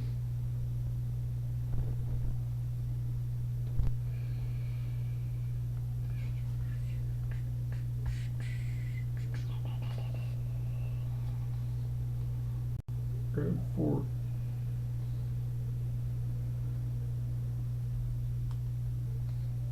so do we load? I guess the primary thing that I'm wondering, right, is within this model here, right, do we store SRC1 and SRC2, right?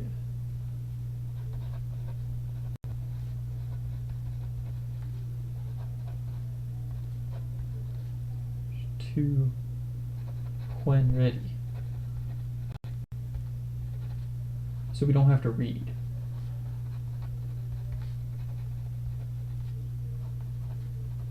Read at time of execution. Right? Pretty clearly this is a trade-off between cache and speed, because if we store it at time of production,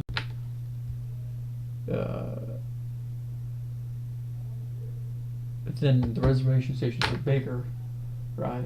But if we do that, then do we even need to store our values anywhere else? But if there's an exception, then we need to roll back. So I guess one of the bigger architectural questions.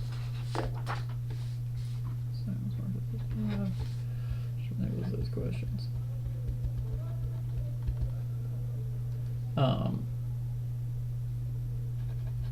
Where do we store the values of physical registers?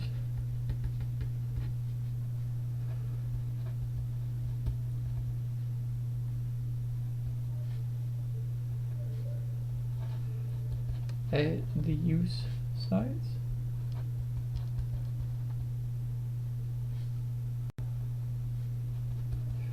In a table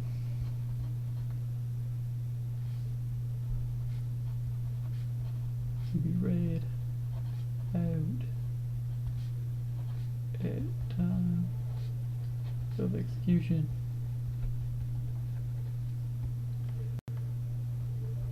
Both. Got it. Go ahead and set that in. Then let's read about what people do, and we'll think about it some more. Main characteristic of an issue queue where operands are read before the issue stage is that it needs to hold the information from the instruction to perform the issue and the values from source operands that have already been produced to a component to store this information.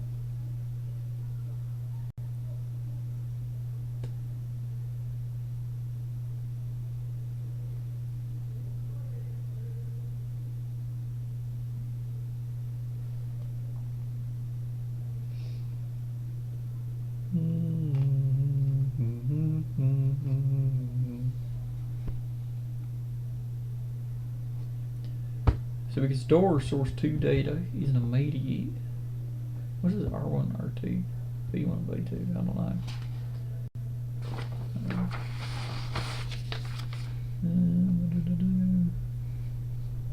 Block scope control info. This block is in charge of holding all the static information needed.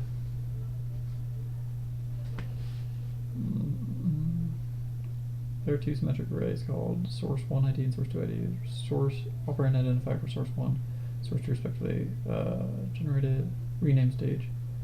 In case the source identifier is not being used because the instructions don't have source operands from source ID. Valid source operands are identified by using valid arrays v1 and v2. Okay, so those are the validity.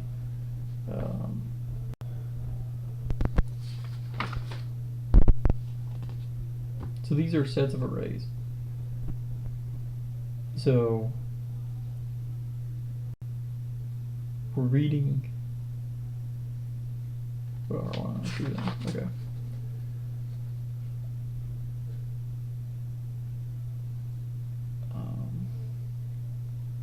Finally, the ready bits of R1 and R2 notify whether. Wait, what is valid? 1 bit per entry that says whether 1 ID and 2 are valid. Assume that the immediate values always go to SR2. Therefore, in case of insertion immediate value, the valid array would mark the source as valid, but the SR2 ID would be set to 0 or any other identifier that isn't ever used for renaming purposes. 0 is a good hard code to 0, so it's never a useful destination. 1 data and 2 data or immediate are in charge of storing the input values. The instruction has an immediate stored in block in one of those. Finally, the ready bits notify if the values have been produced. As soon as the ready bits are valid, are set for all valid sources of an instruction, the instruction can be steered for execution. Steered, that's a weird word to use there. Once we've introduced main components, we describe different evaluations. Okay, allocation. Rename the rename stage.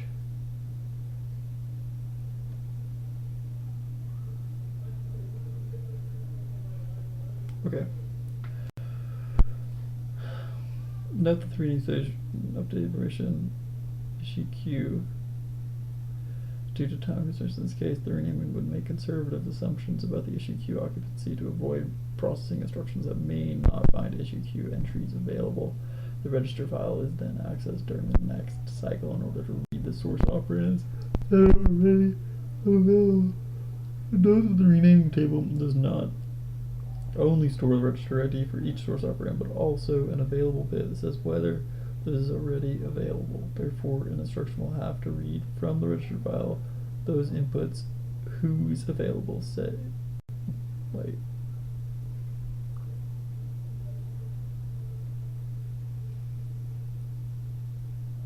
Ooh. This could be written so much concisier.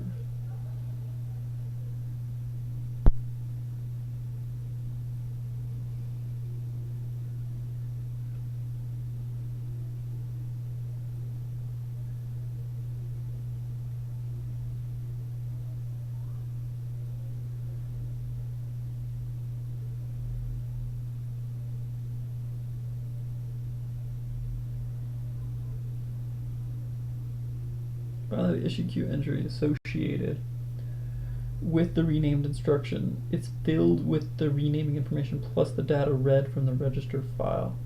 So the issue queue will read out the micro op data and store it into. So it's saying that it stores the value. 5 stages. Instruction generic allocation.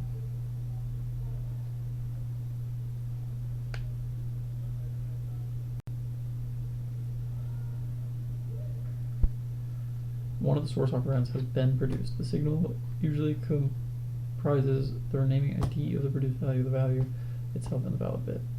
Okay. So this wake up occurs,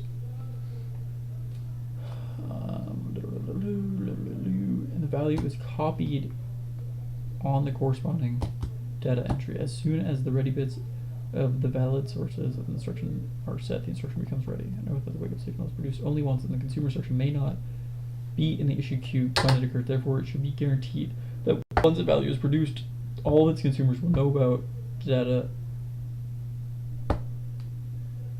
So the availability in the rename table, we're going to store it in both places, right? We're going to store it as available, and then we're going to copy out in that case. So let's write that down.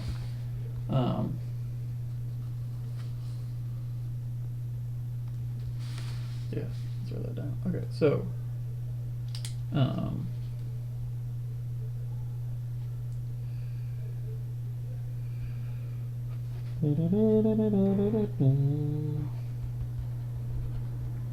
out into issue queue.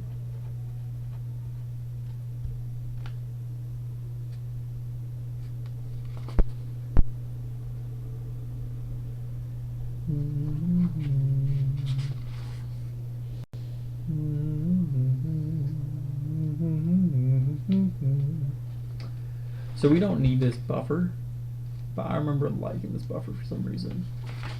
I think it just made my life easier, but it's probably slower, so maybe we're going to ignore it.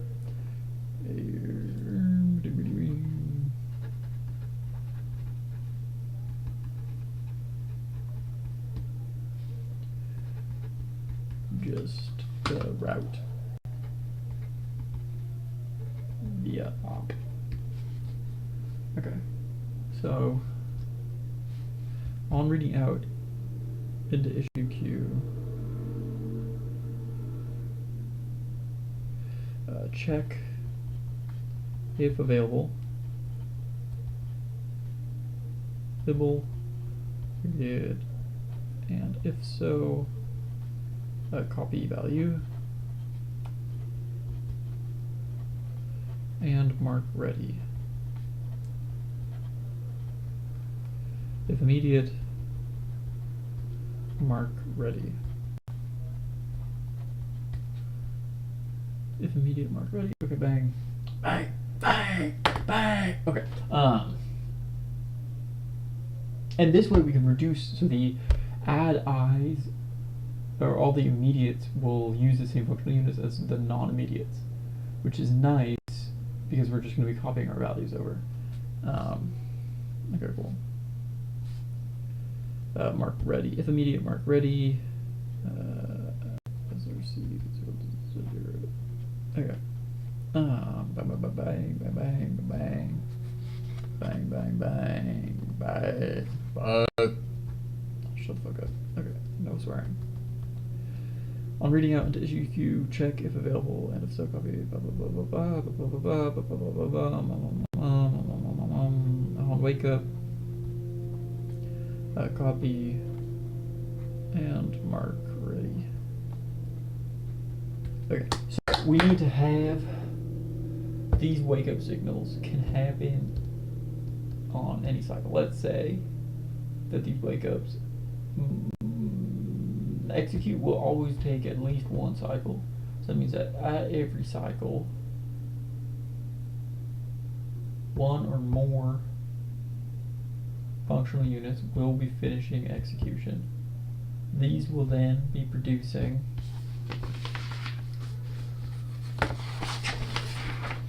chapter 6, chapter 7, okay.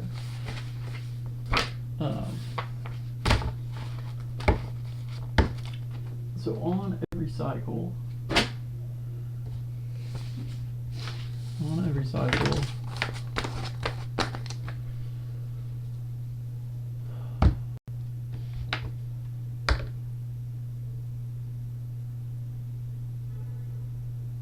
you're going to have a series of signals that are going to be output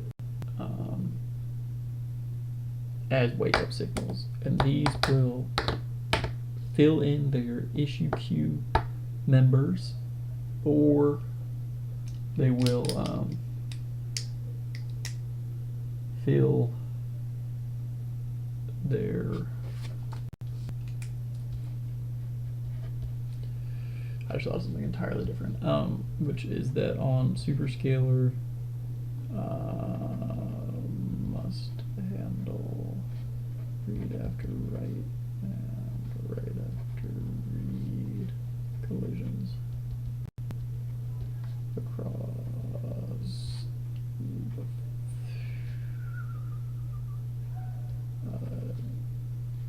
width. Sure, let's just start with. Okay. Now it's on paper, so it'll be out of my damn head.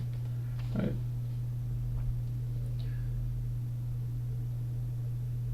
On reading into issue queue, check if available, and if so, copy value and mark ready. If immediate, mark ready.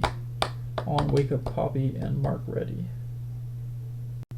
So we're going to not do this buffer, I think.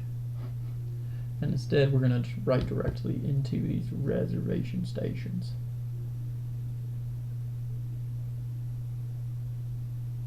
Is that even a good idea?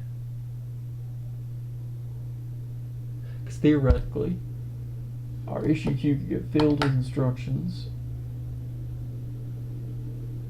that based on the reservation stations that are take longer. Like, let's say multiply takes forever, right? So its reservation station gets full. This buffer could fill up with other instructions that are dependent on instructions inside of the multiply buffer being finished. You couldn't have a circular dependency though, because it's, I'm not sure. I could write a proof, I guess, but I don't really know if I want to right now.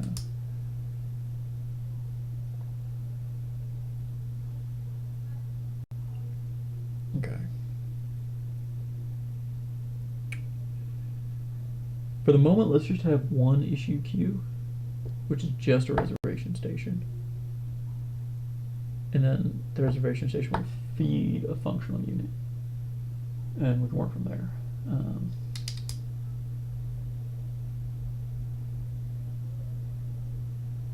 Yeah, let's do that.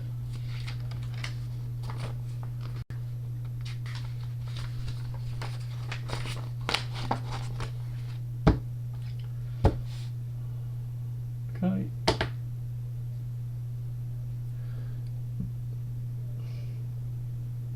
So let's implement a simple functional unit. Let's do the issue queue and then let's do the functional unit. Yeah, okay. So functional unit. Okay, first things first. C++ include file that acts as literally is C file. Code answer. Is that a HPV file? I don't know.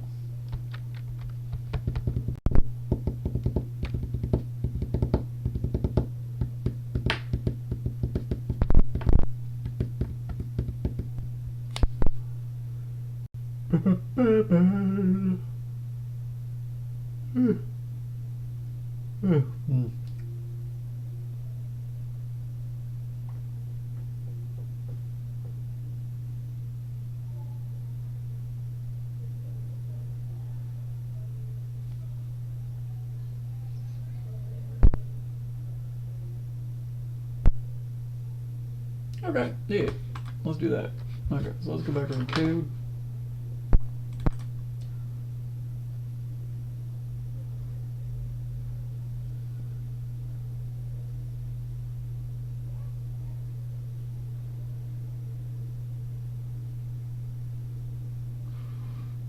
Okay. And you see my little doodling in that corner there. I like that addition. That's a good job, Self. That's a good job. Okay. So let's go ahead and make rob.hpp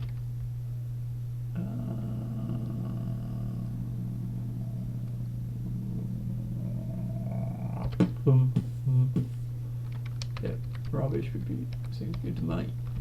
So we have the rob stuff. So let's go ahead and grab all that. Bang.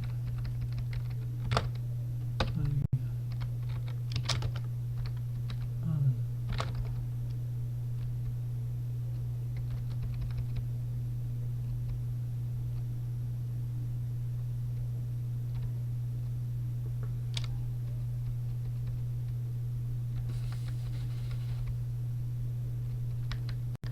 That one's called common.hpp.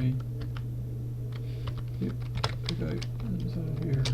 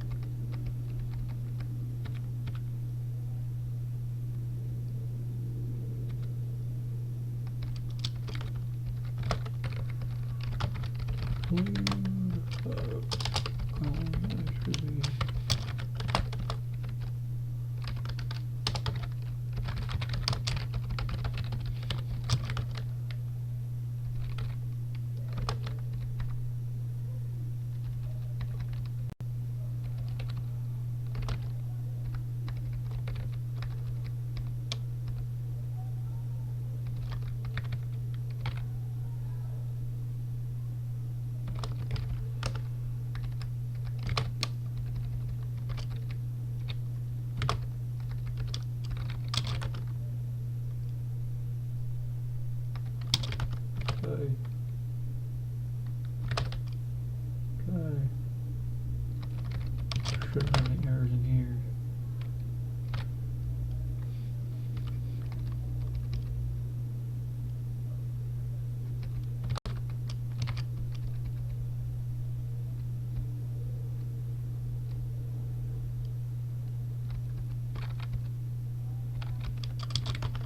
Where's the line? Code.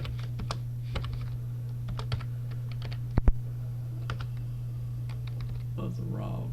No member CO and namespace STD. There is actually. So you're Ben and you're 32 type. Comes from CSD. Okay. Well, I guess he was wrong.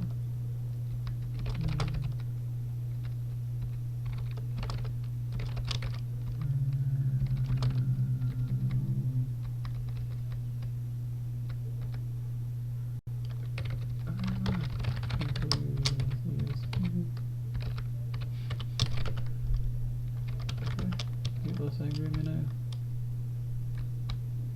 Okay, it's just SCD format. So and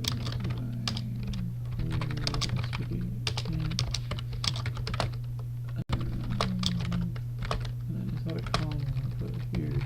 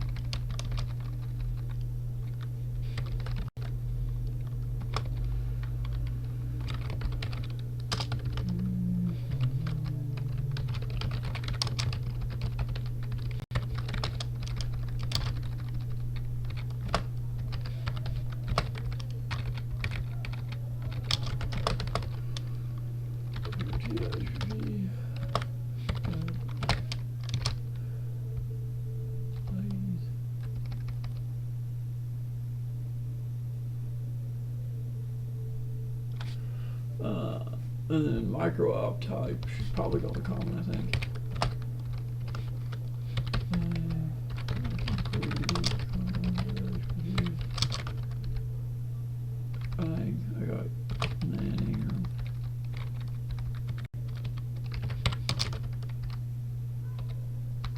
it.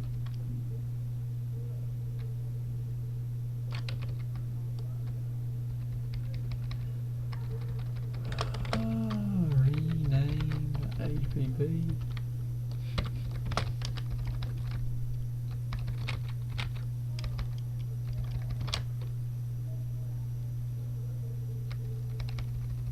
Cool.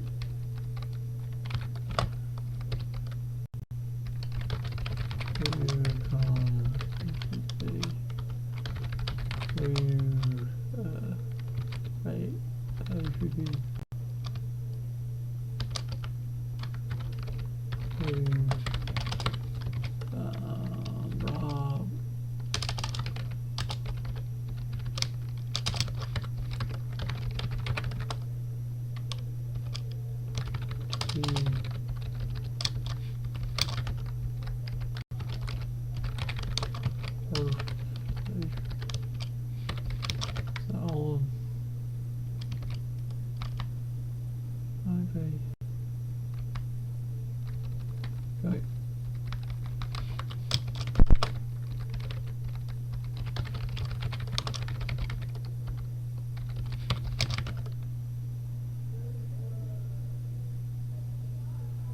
ARF in it. Should go from ARF. ARF in it.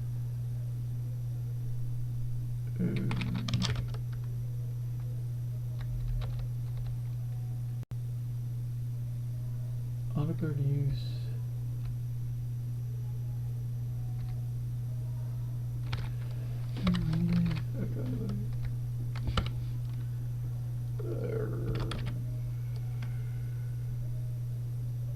Did not mean that. In fact, I did not mean that at all. What happened to my compiler?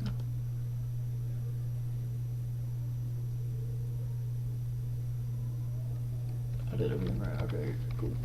So, what's it? It's called like a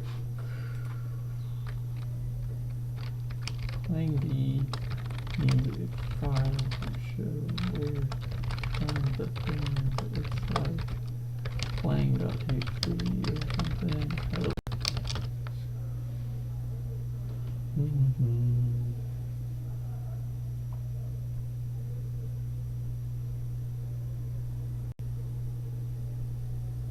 Okay. Clang D.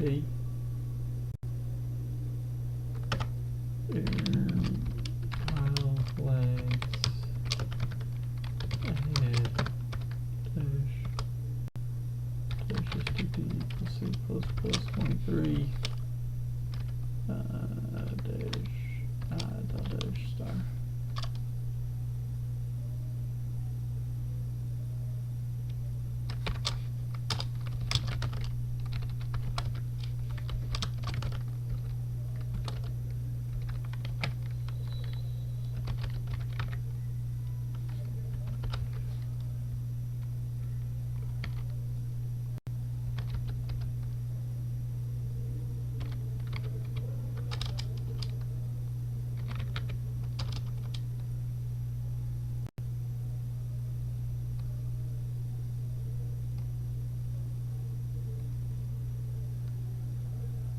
Mode.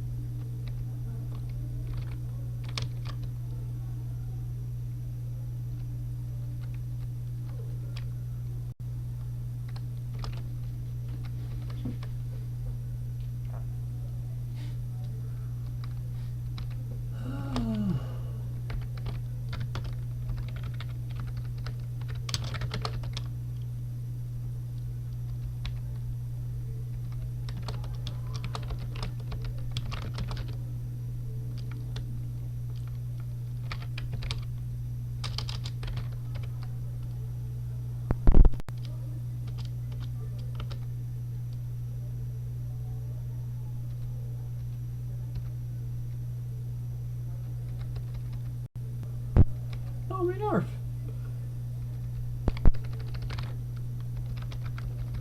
Okay.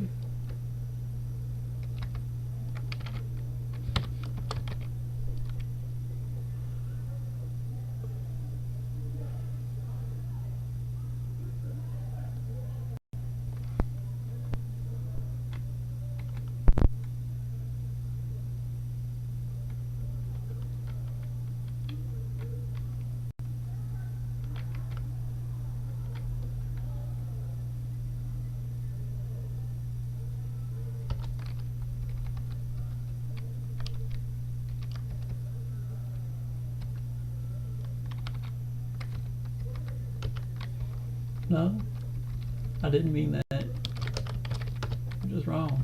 Whatever. I'm gonna renone.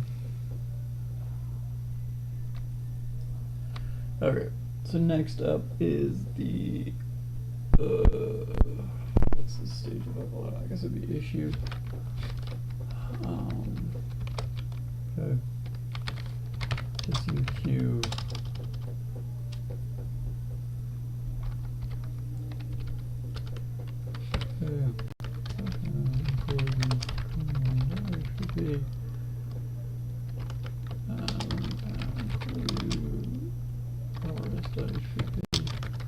So then we're gonna make ourselves a rs.hpp. This is gonna include common hpp.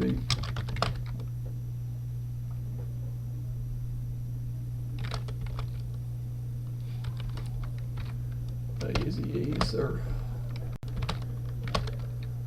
categorically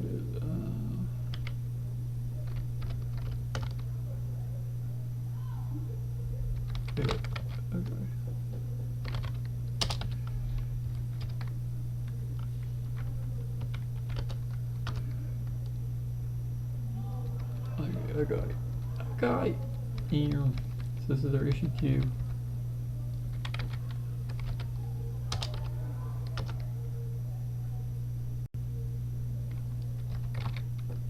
I don't know what enroll is. I don't know what that issue is. I've never seen it before in my life. Okay, reservation station. Reservation station. Issue queue is just gonna be okay. So top diff struct. This is gonna be a issue entry type. So an issue queue entry is going to have.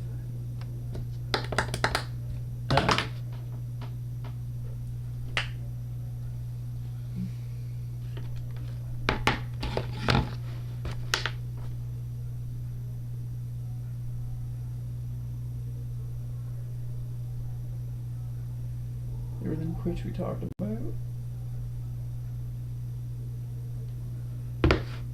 Everything that we talked about. Okay, yeah. So an issue queue is going to have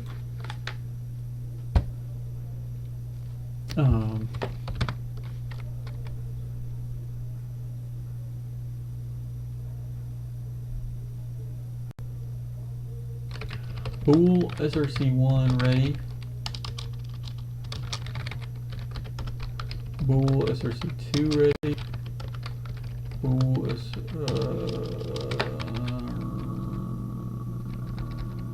alright, then we're gonna have int32 type src1 value, then int32 type src2 value, and then we're gonna have a p-rich src1. P-rich src2.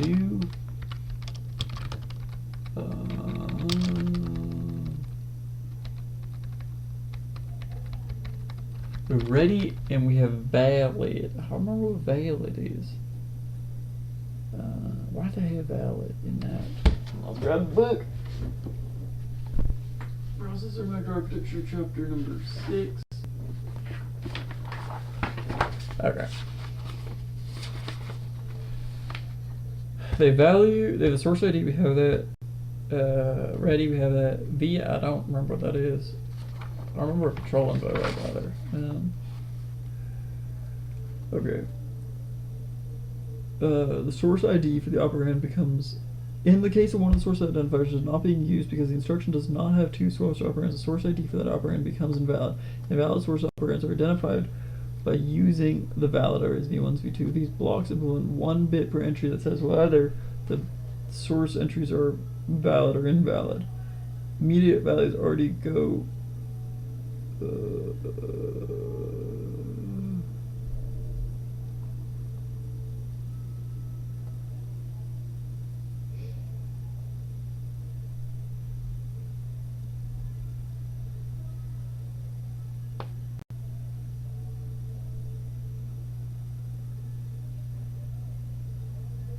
in the case the instruction has immediate value, the valid array would mark the source as valid. The SRC2 ID would be set to 0, or any other identifier that is never used for renaming purposes. Okay, you sure?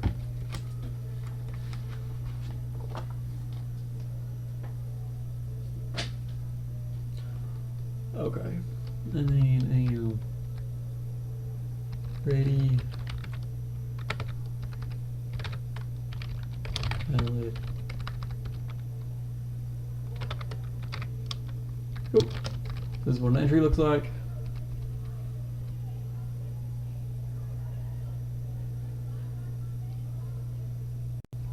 And then we should probably have the operation. So op code time. Oh, love that twin. It's everything. What are your issues? No matching function for call to underscore begin. It doesn't. I don't need you to begin. You know what I mean? Like, it's alright, good. Don't worry about it, twin. So it's just an issue entry, which is the same as the reservation station. We're just gonna ignore that for the moment, because I don't care.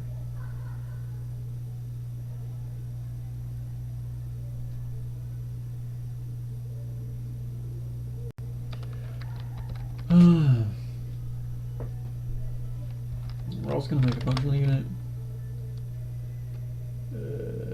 FU.hpp.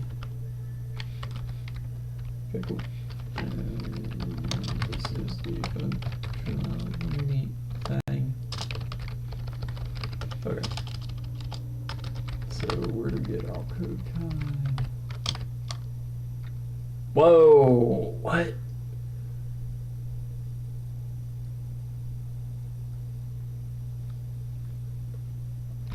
Okay, cool. A functional unit thing. So let's make a new functional unit.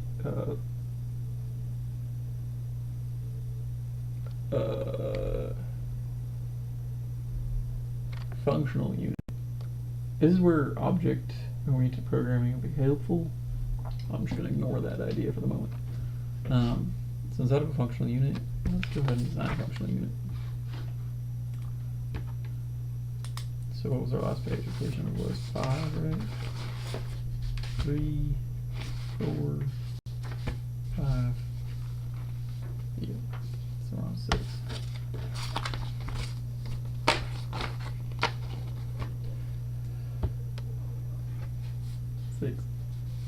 Okay. So functional unit.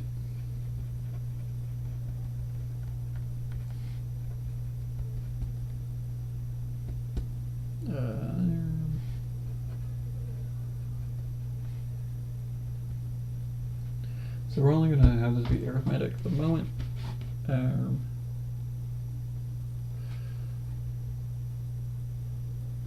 So we're just going to have the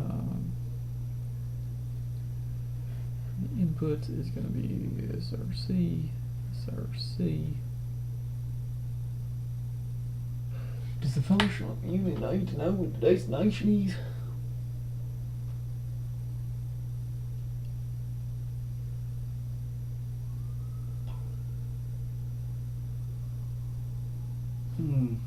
That's a good question.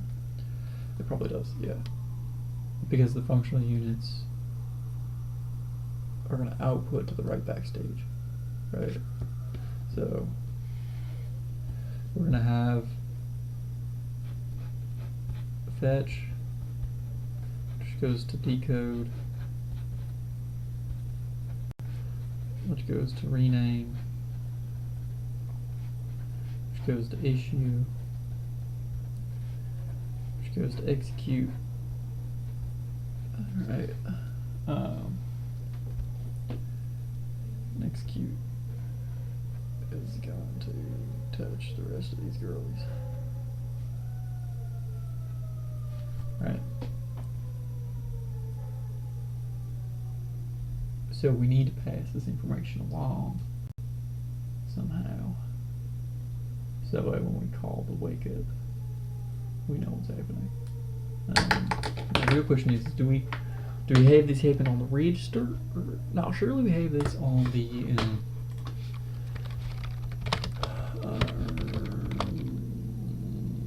let's see, what's that a column? Yeah, alright. So that's the instruction, but we're looking for the instruction, we're looking for the micro op, which is how to rename. Yeah. So we have the preg dest, and then everybody else can handle that. So the sources are pregs, right? Or they're intermediate. Yeah. So let's add that in. So we have a preg, twisted. And then common isn't including preg. Where are we getting preg from?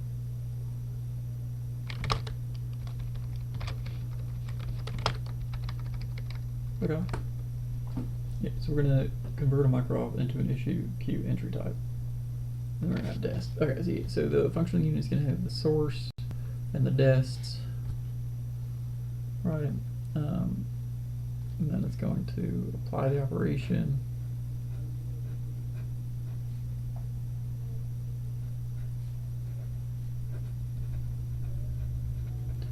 Apply the operation. And then this is going to get bundled into a dest valid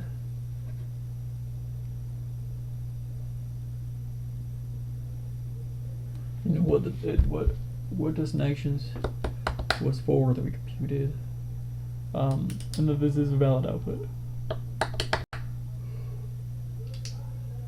The value, of course. Which then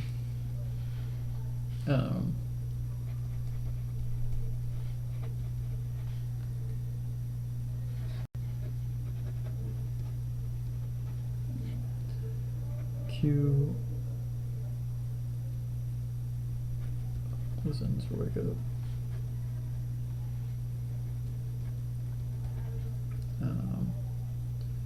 Rename.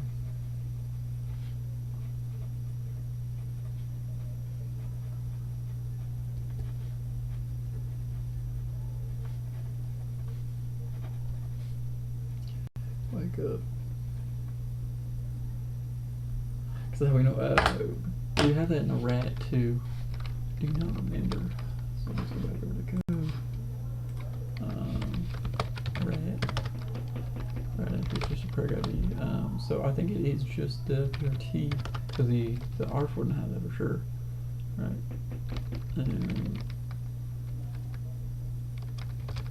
Yeah.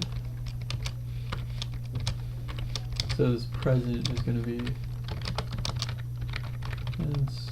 if the value is present in this table, to be read out in the issue queue stage, if this is present, if this is present, to be read out on the issue queue stage, if this is present in the issue stage, if this is present. Otherwise, the issue queue will wait for the same wake up signal that writes this. 3 is this entry available. ISA/arch register the destination.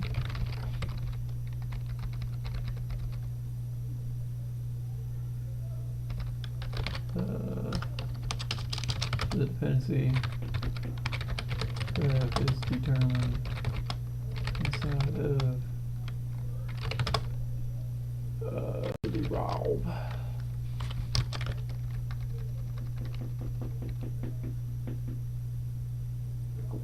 Okay.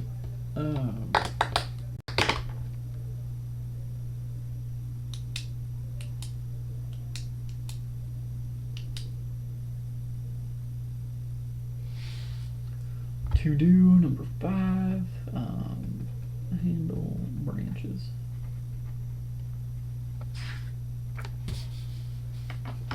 Kazam. Okay. I wonder how long I've been working on this for. 2.5 hours. It's not that long. Probably keep up for a little bit longer. Okay. Let's see. We're working on the issue queue right now. We determined what we want inside the issue queue. We know what present bits are. We know what it's going to be. Okay, so this is the issue queue entries. It has the opcode, source, ready valid, source 1, and source 2, ready valid, source. Alright, this. Okay. So now if we go into rs no fu.hpp, we'll have a void arithmetic functionally. I should call it Fpga arithmetic. Alright, what does it take in? It takes in source and dest. So it'll have a preg dst. It'll have a src. It'll have a unit 32 type v1, uint 32 type v2. And what is it going to return? It's going to return nothing. Well, it's a void. Okay, anywhere to need to this include common HTTP. Bang. Okay. And then CPP mode. Fine. Okay. So functional unit arithmetic takes in. So that's our normal interface. And then it's going to have an output type, which should go into the execute stage, I think. We'll put in functional unit here. Whatever. Doesn't matter right now. Yes it does. Yes it does. I can just stop myself. Okay. Execute.hpb. Include command hpb include execute.hpb bang. Okay. And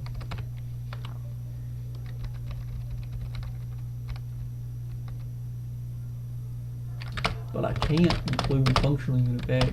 I guess I could. I can include hpb. It's gonna work. This is gonna be circular dependency. I don't know. Whatever.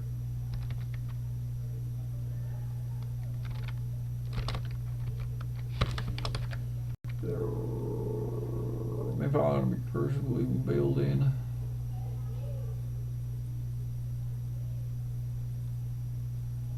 I know that is an H file. You're boom. You're boom.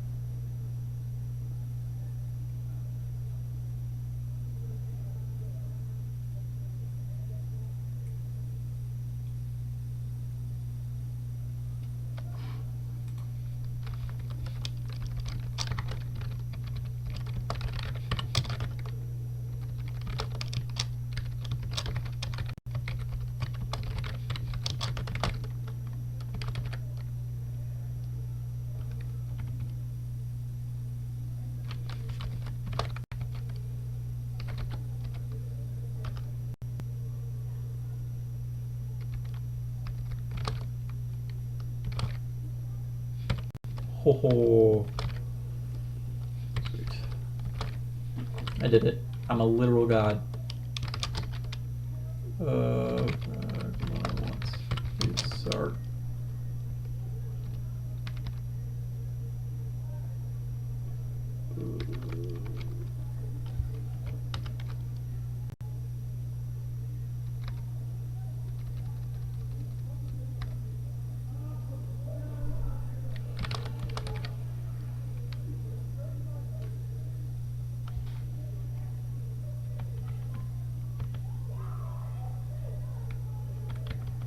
Whatever. Okay, type def struct. And we're gonna call this right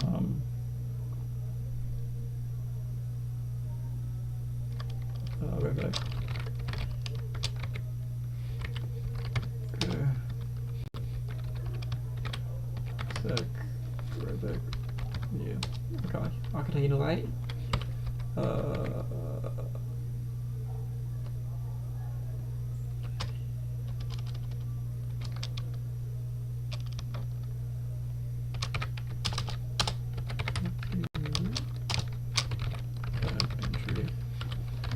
Okay, yeah, what does this have? This has the destination, preg, st. It also has bool valid, and it also has value event value.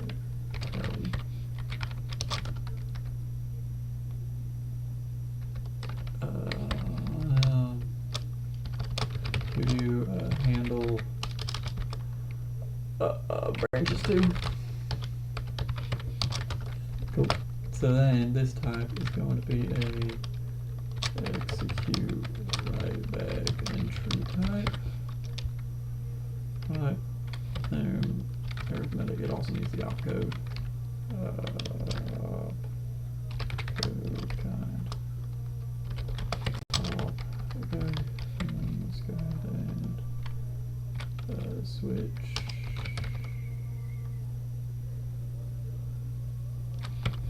And execute write back entry type results.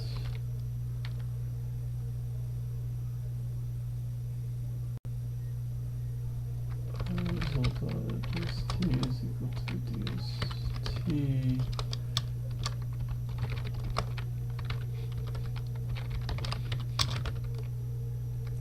And L should be 0 to A because it's here that was work. Switch. Return results. Defaults. Result. Valid to false. Result. Let's do a printf arithmetic function fail.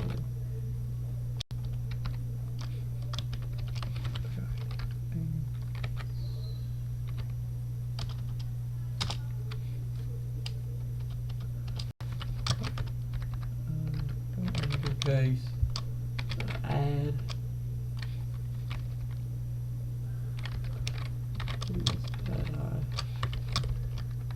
bang bang.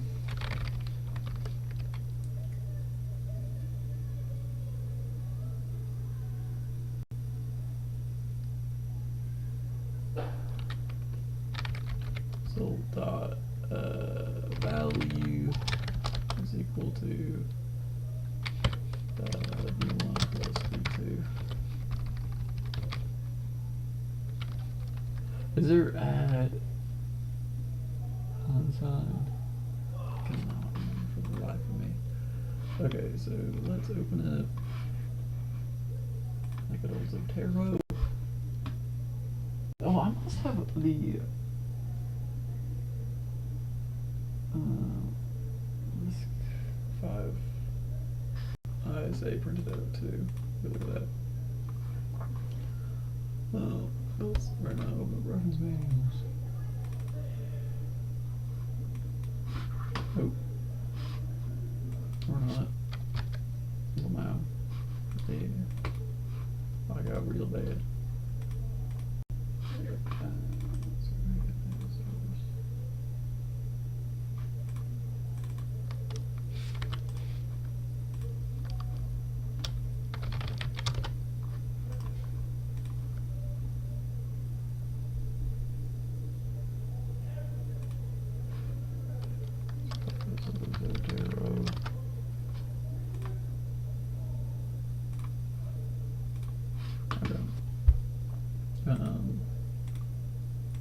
Whatever Scotland privilege.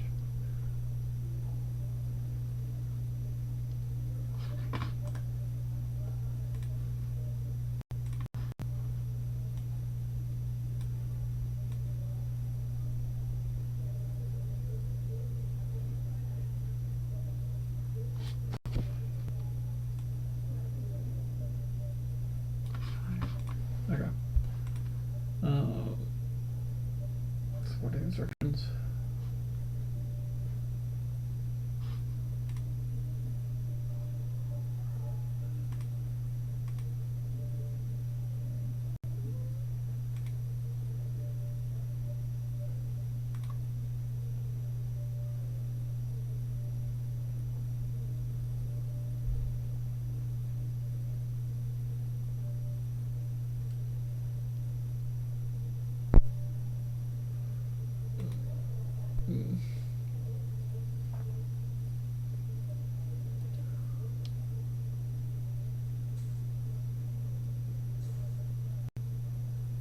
SLT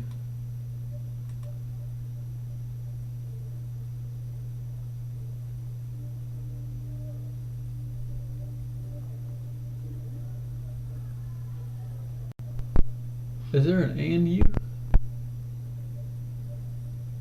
I don't know. Interesting. Whatever. Let's close the terror for now.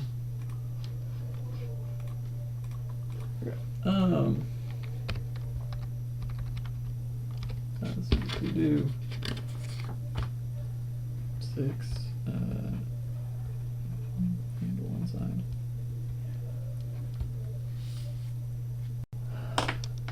Oops, side. Okay, yeah, add and add, are gonna do that. Switch them up.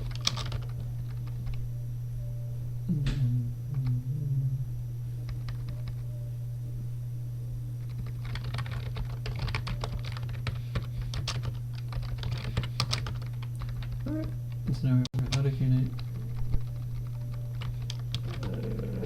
Does that computation.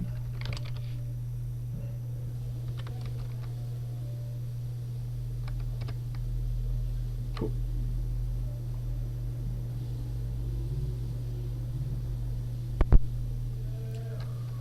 So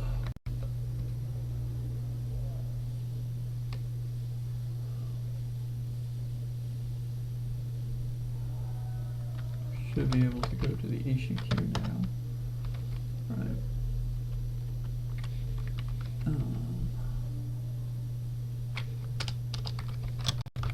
Let's look at the reservation station.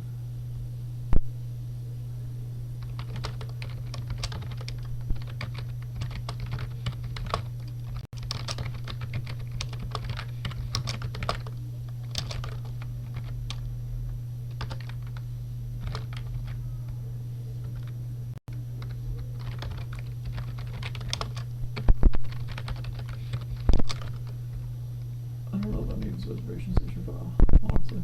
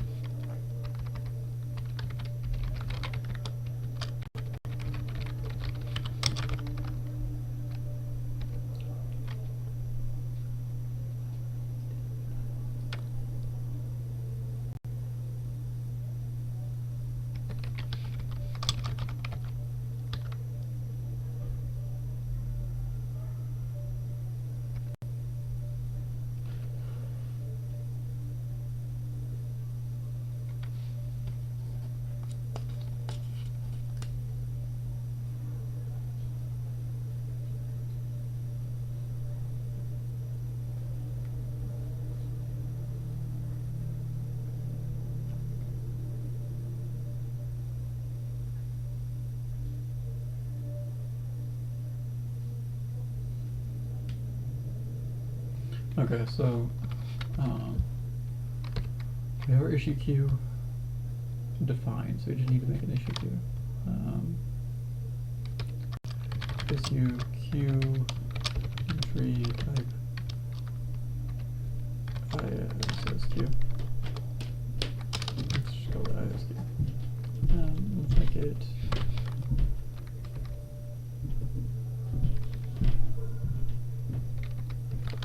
define issue queue size.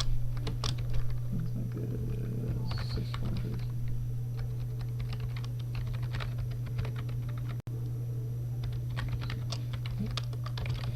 Okay, so we have an issue queue.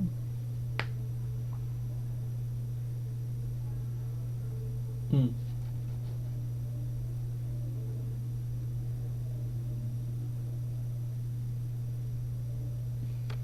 that's not just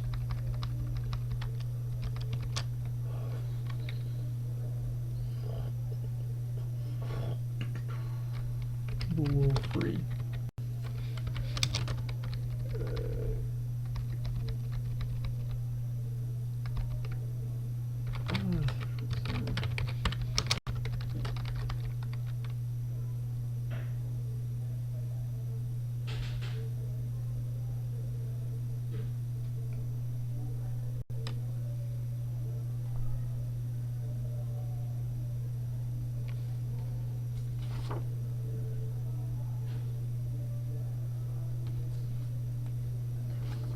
For years and years and years and years.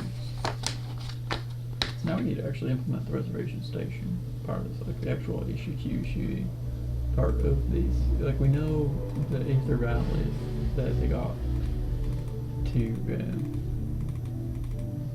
be sent at, right?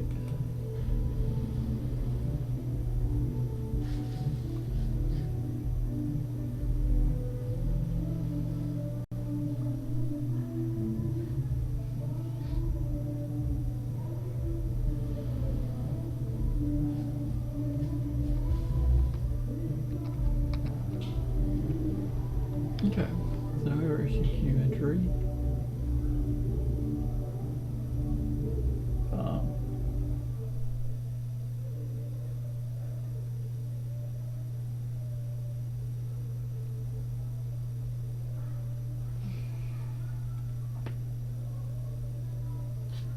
Let's see, ISQ.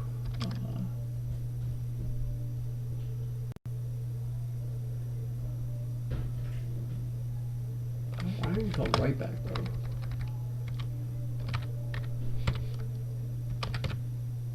Oh, I love a mural as speed. Okay, we're gonna call it execute.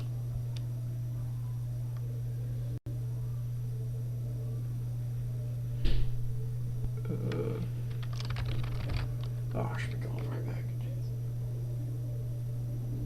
Oh, wake up. Execute signal.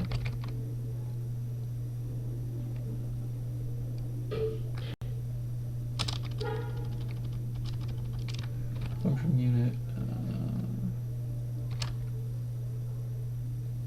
No.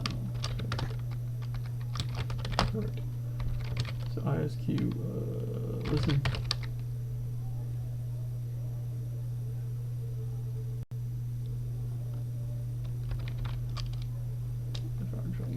Okay, immediately heaving.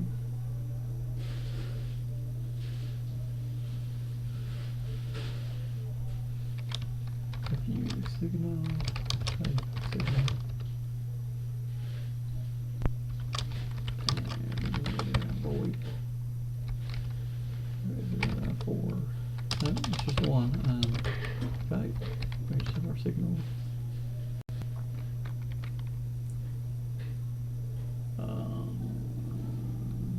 So for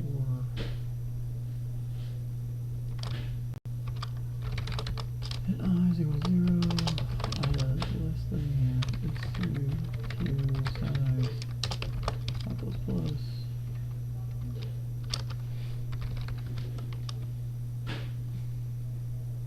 ISQ at I.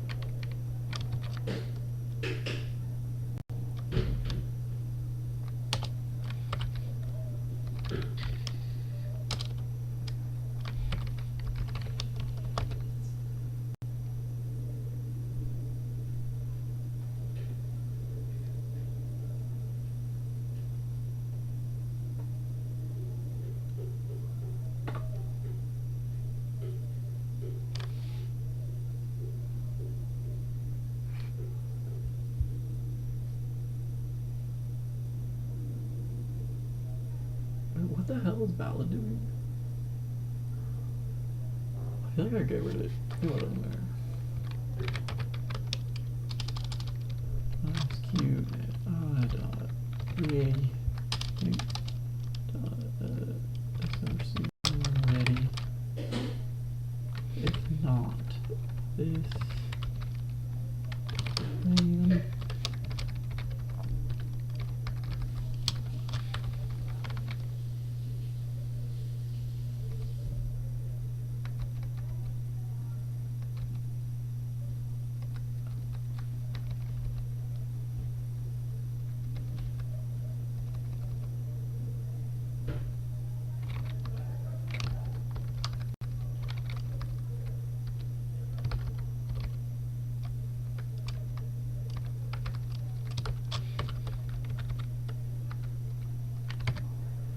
if ISQI not equal ready, then ISQI dot value equal to signal dot value. It's called value. Oh yeah. Okay, signal.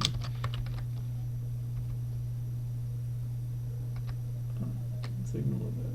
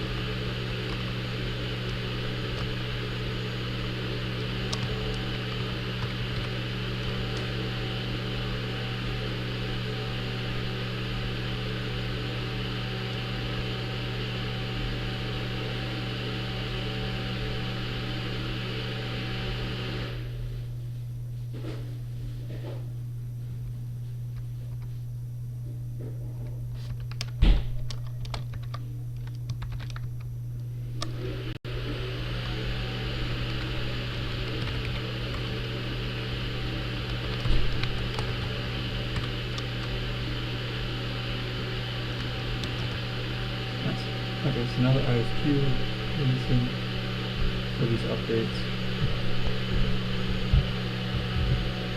we'll run out of function handling that.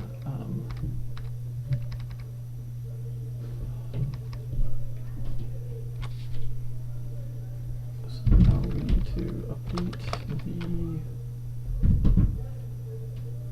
PRT to do this. Okay. PRT init, PRT find free, PRT print. Okay.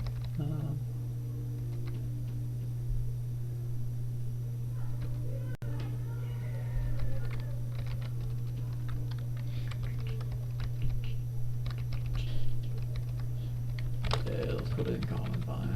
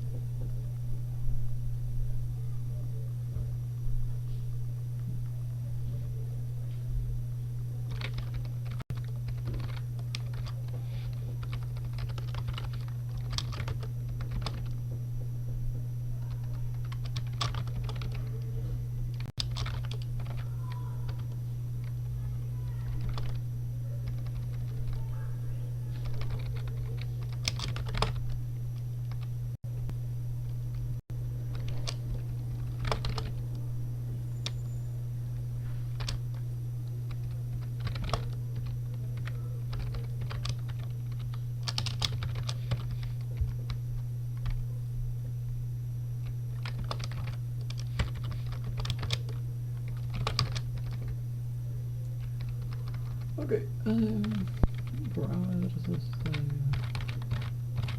RQ.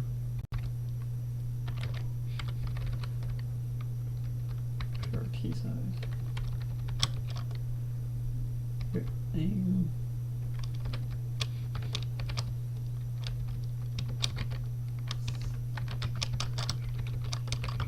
Okay. So entries have free. It's present. Okay, so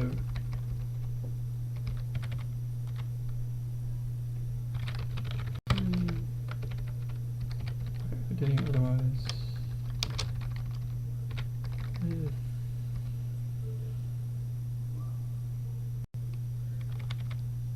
PRT dot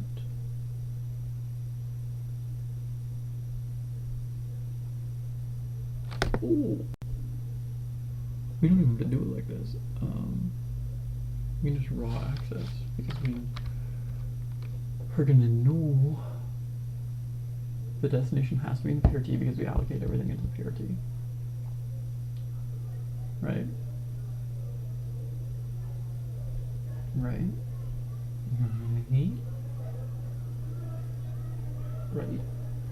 Yeah, we allocate everything to the PRT. It's literally the index into the PRT is what that ID is. Then it gets allocated when it's free. So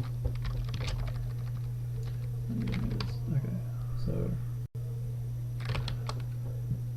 if test F1 is equal to 1,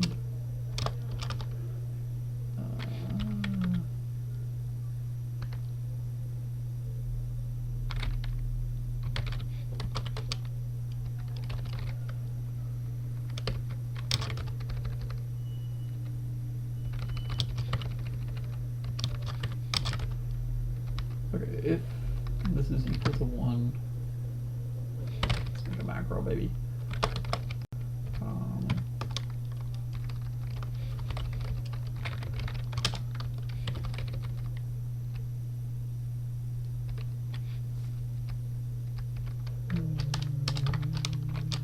Define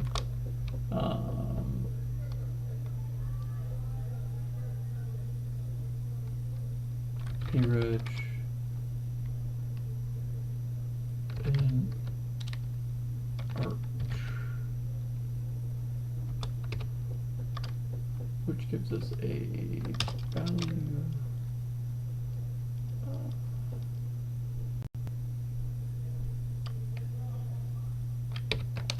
PR, right, and then we do PR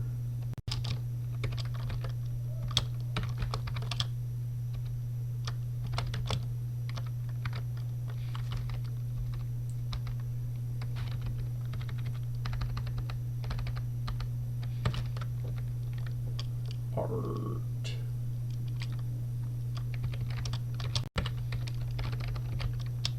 T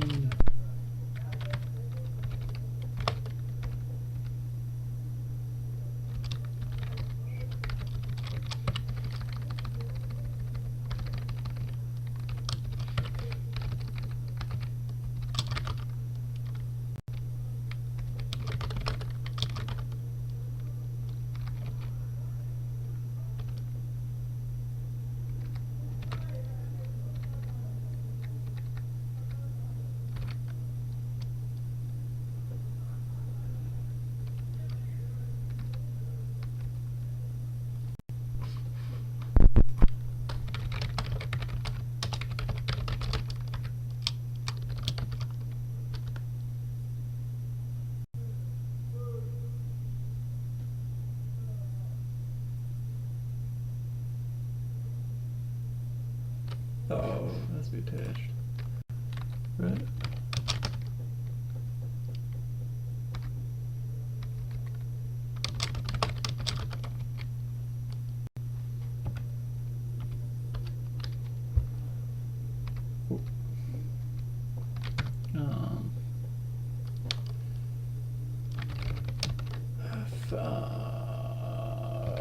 Should never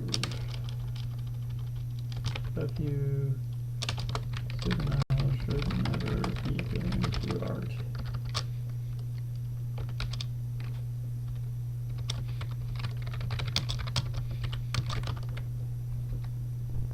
Okay. Otherwise, we know that it's in the PRT, so then we're going to do PRT. Find Fpga.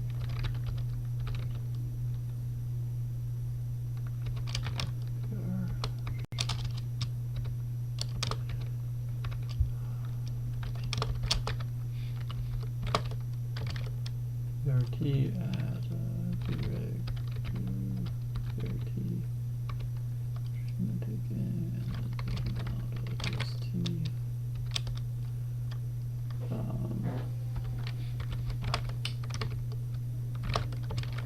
And then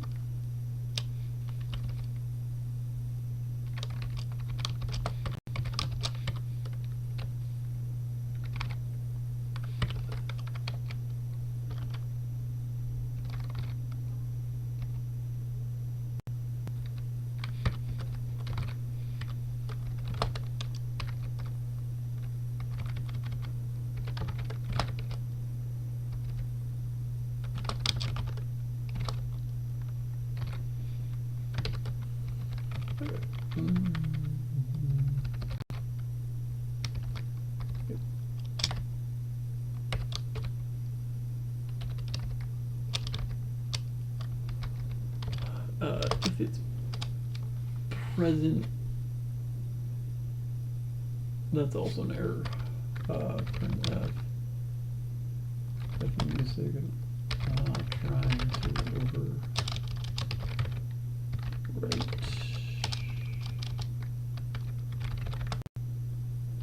present value.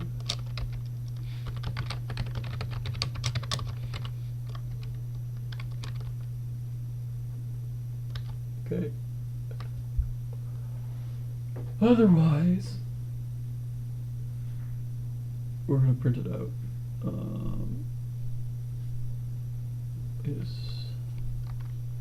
Nope. PRT at preg to PRT for signal st dot value is equal to signal.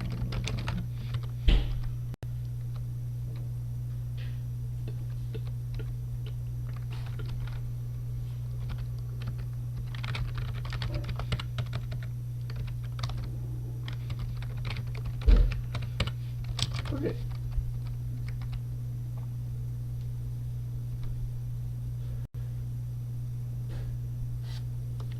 Open up the rat. Remember, that's just that.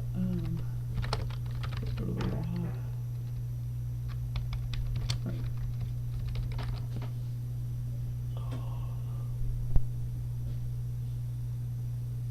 Don't know.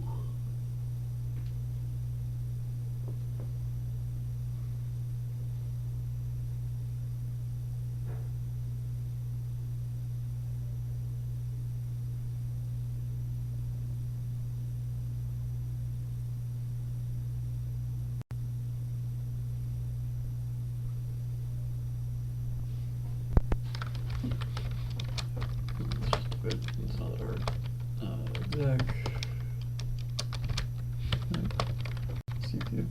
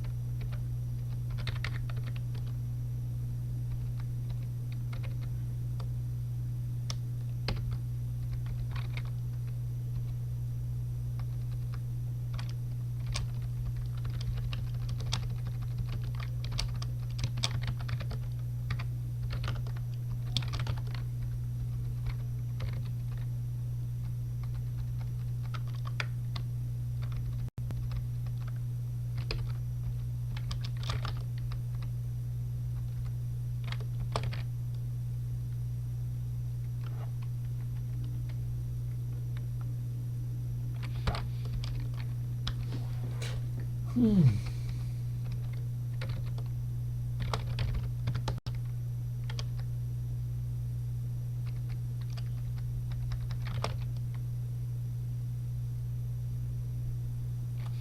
Okay. So I think that the listening to a functional unit is done. We have the issue queue.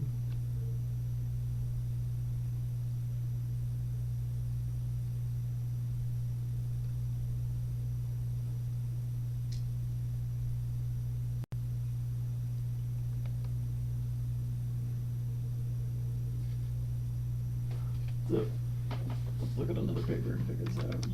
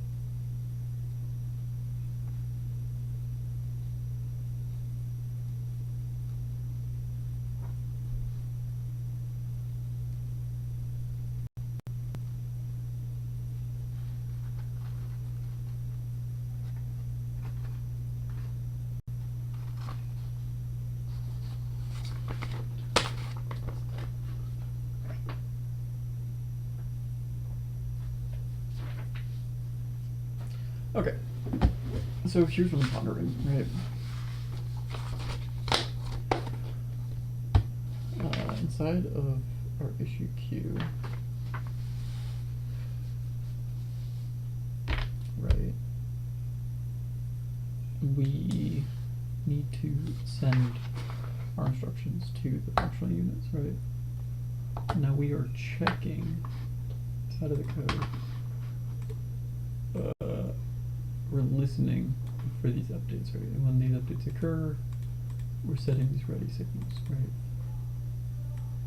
But we need to,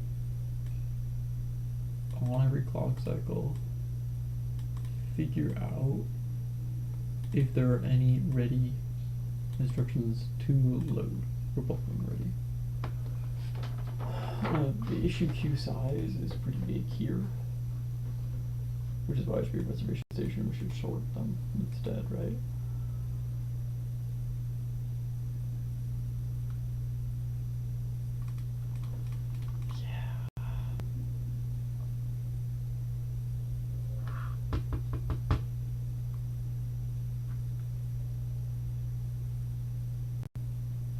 Yeah, that's how we should do it.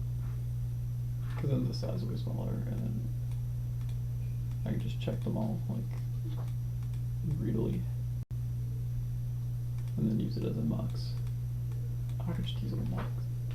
It's actually not even that bad.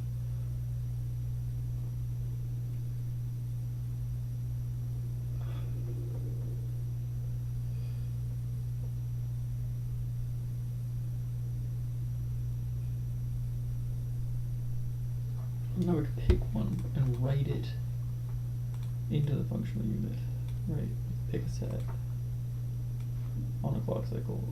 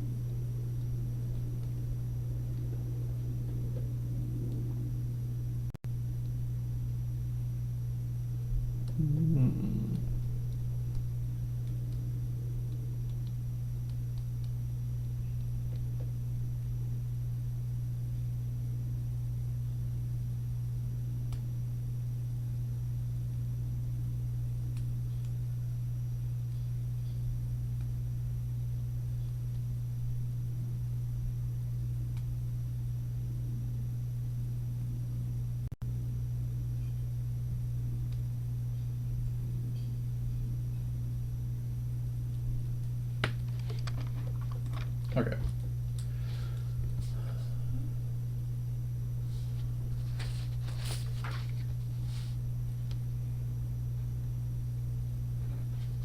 Let's call this timing.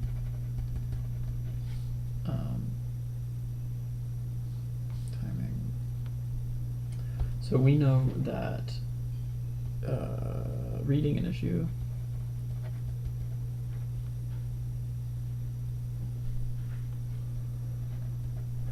from rename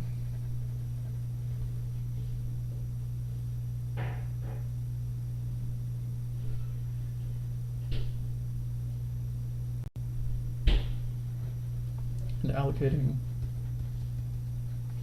a slot in reservation station is 1 cycle, and then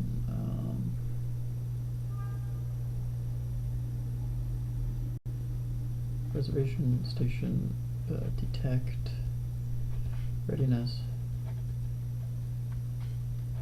and pick oldest, pick eldest,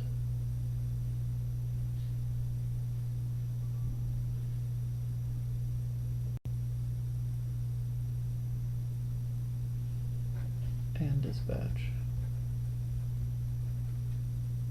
It's 1 cycle.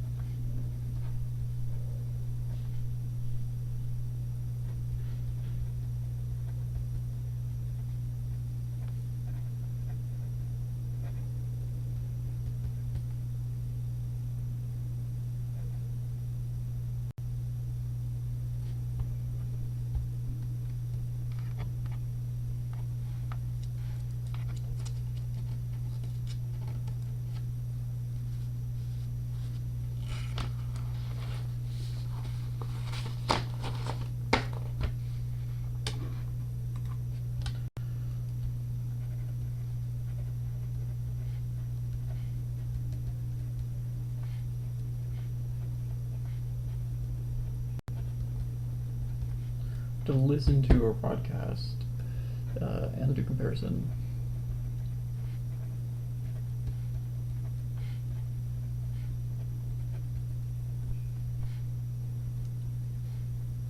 Here.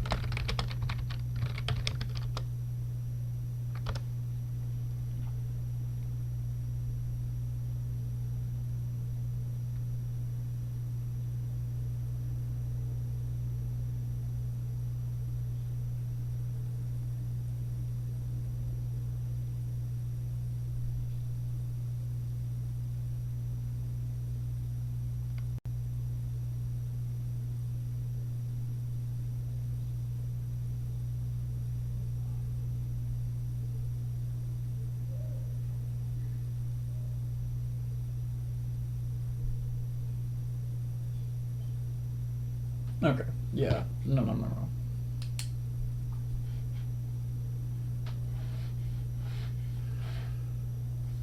Broadcast.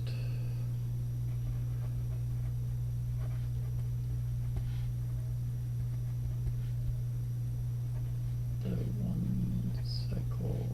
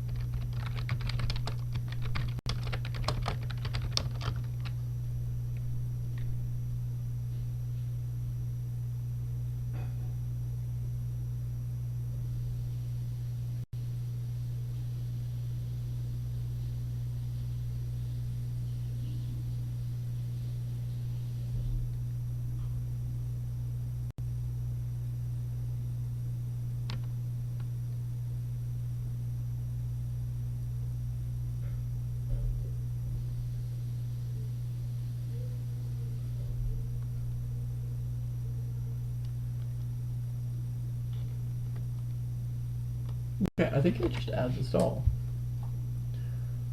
Yes.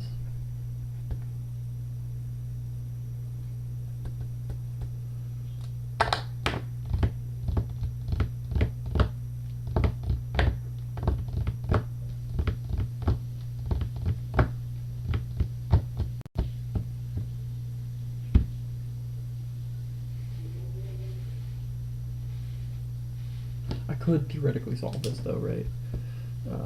Which should go on page 5.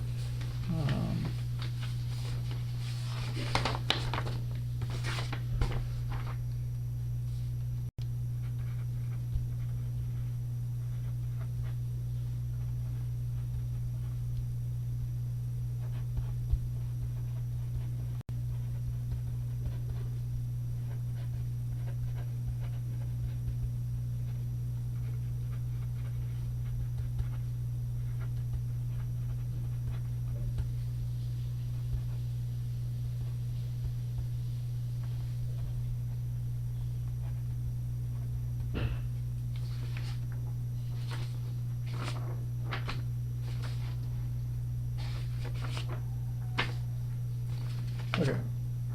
That was good. Get that out.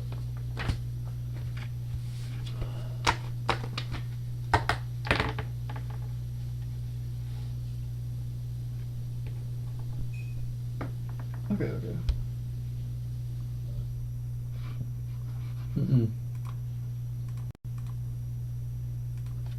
Let's rename this.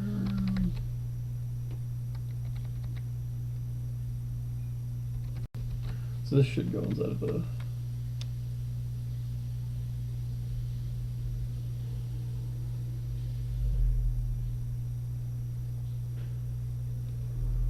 thing. But we're gonna have one reservation station though.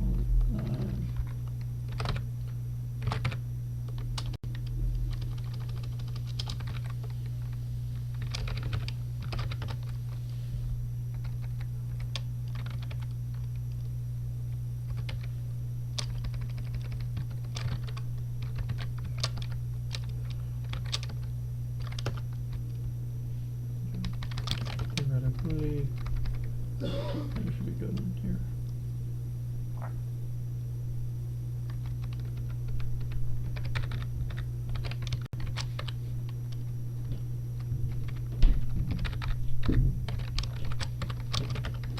Okay.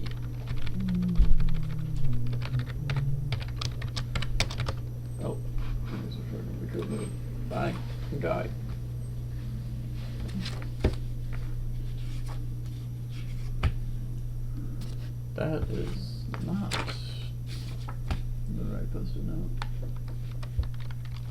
Okay,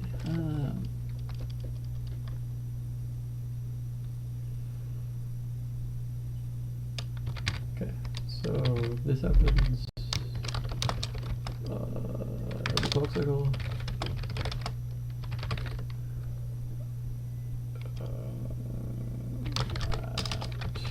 Right back stage. Negage. Okay, clock cycle.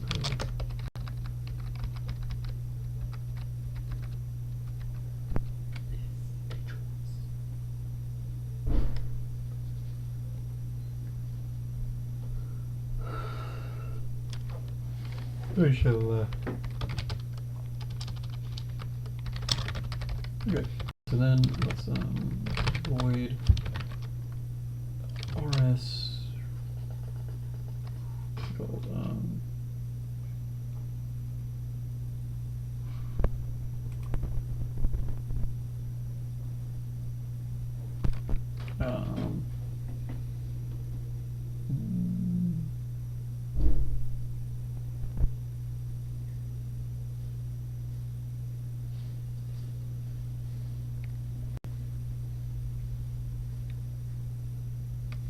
RA stage. Surely. Okay, and then when you take in nothing. When you output nothing.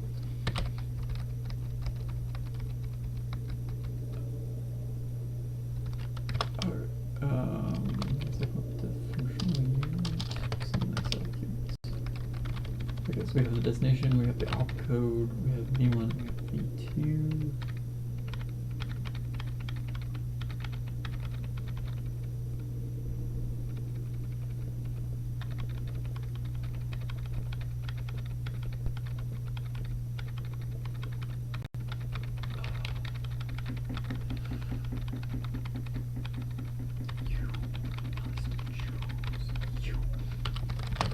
Okay, so we need to read in the functional unit ready, which is just going to be a boolean, which is fu ready, and it will be a pointer. Functional unit ready.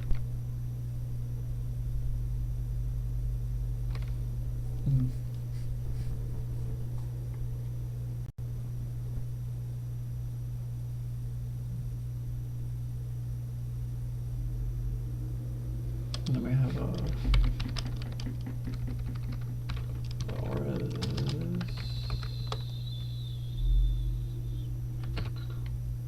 rs valid.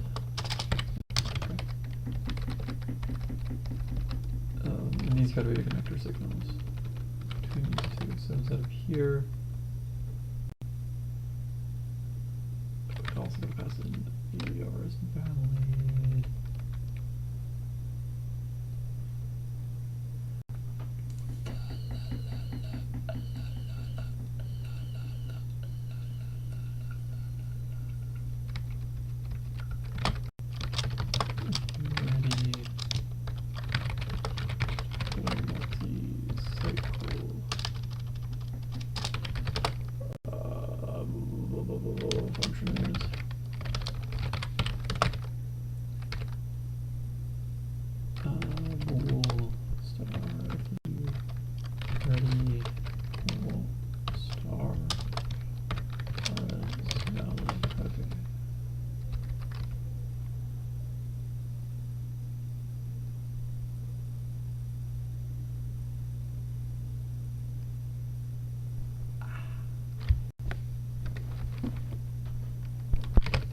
If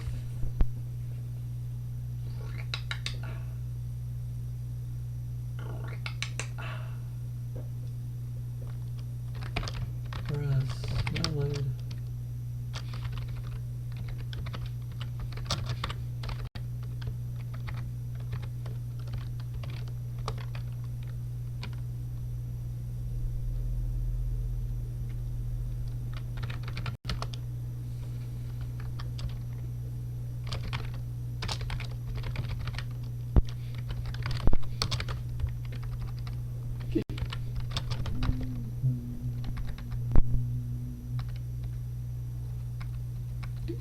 feeling afterwards.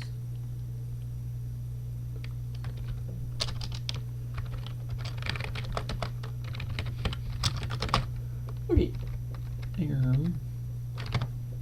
Since that R is dispatch.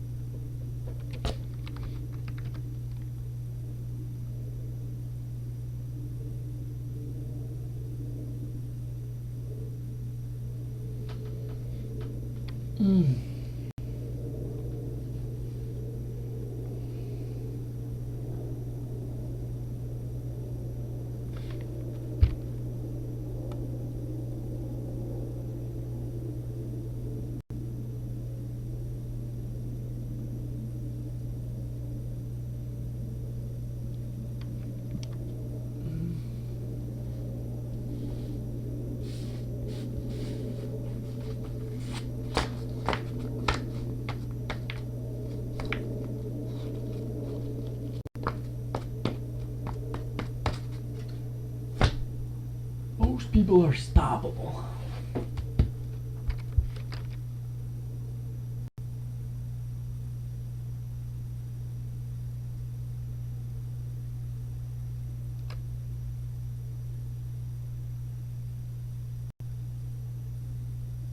Okay, we're gonna go back to drawing. Disk. Okay. Okay, so we need clocks, basically. Don't work like that. Bunks, you. Do you really want this? Do you really want this? Okay, we need to.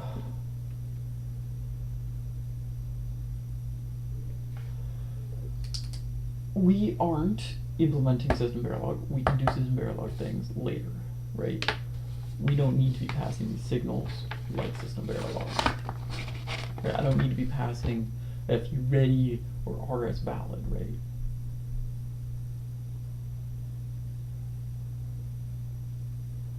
I just need to call FU arithmetic, right, with the value from RS dispatch, right, and then FU arithmetic will produce a signal, right, which then gets added to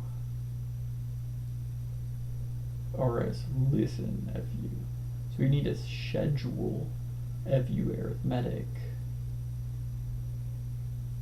into the next cycle, right? Right? Ich weiß, yeah.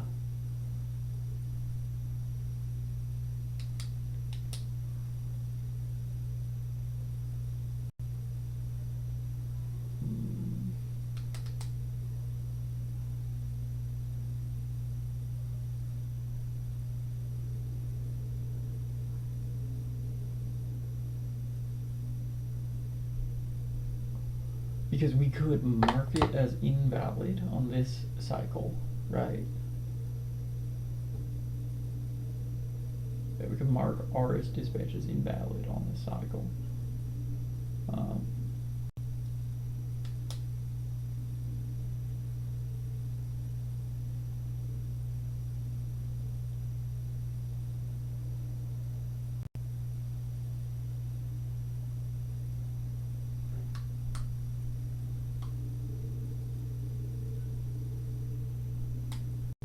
I just keep turning into this Verilog in my head. I just we're trying to make something here.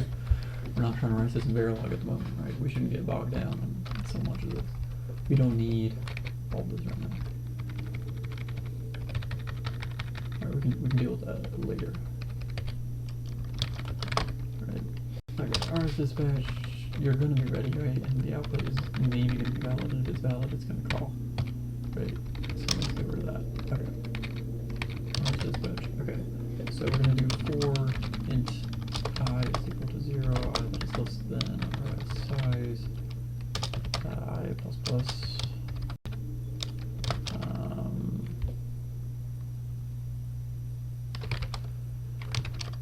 If RS at I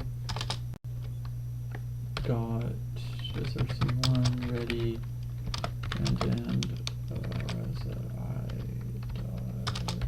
src2 ready, then let's call break. We're gonna call fu arithmetic.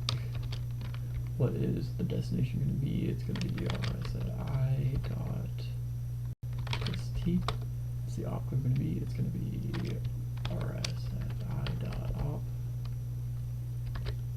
What's v1 going to be? It's going to be RS at I dot src1 value, and it's going to be RS at I dot src2 value. Right? So here we're going to be calling the function, right? Which is going to produce a signal.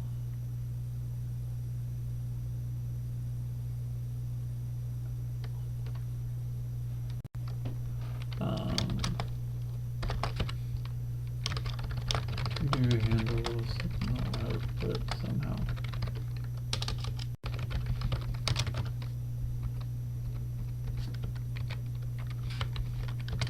And now we need to mark this as invalid. So if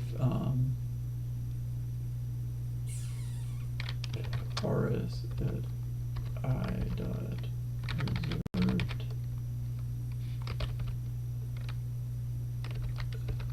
not, then continue. Okay, and then we're going to do RS at I dot reserved equal to false. La la la la la. And then instead of here, we check reserved, right? Yeah. Okay. Great. So this is going to be the signal, which needs to go to our global signals. Great.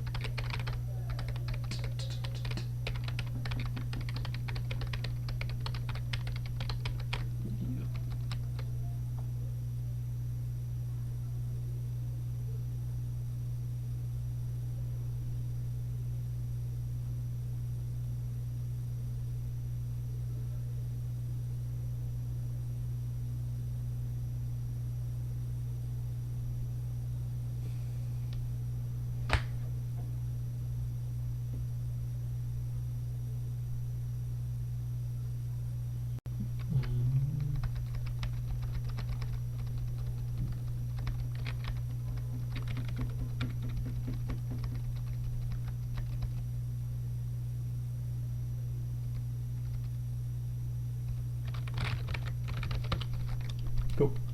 So what we're going to do is we're going to go to common, and we're going to go to this FU signal, and we're going to create an FU signal type.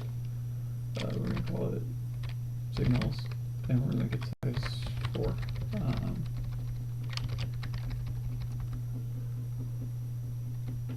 We're going to make it size 1.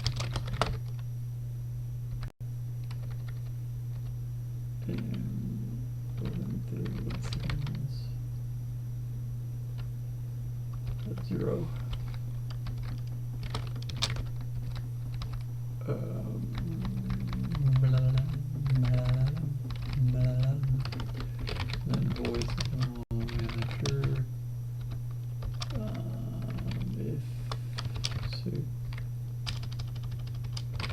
For and I is equal to 0, that is less than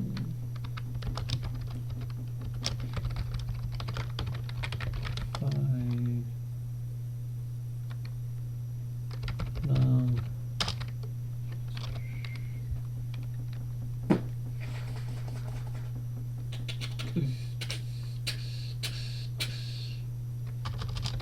number of functional units.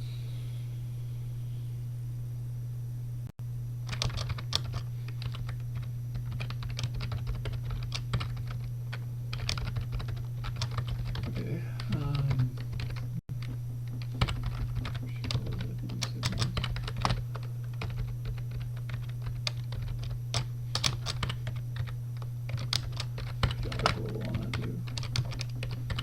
Okay.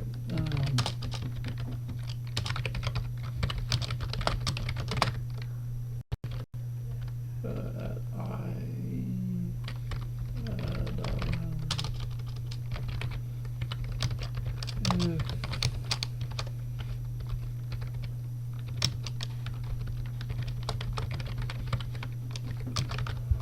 okay.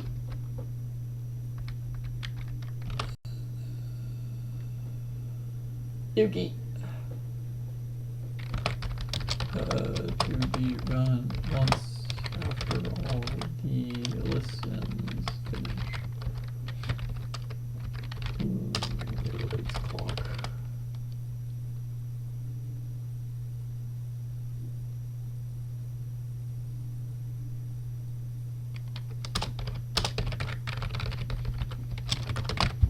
See that he's overriding.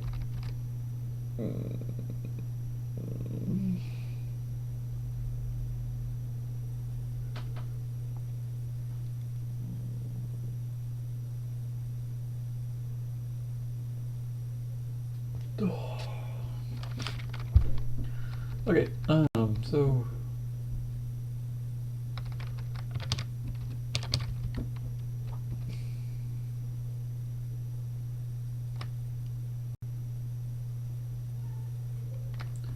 I think that's the reservation station done.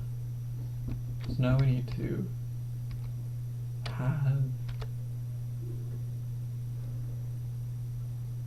the reservation station ingest.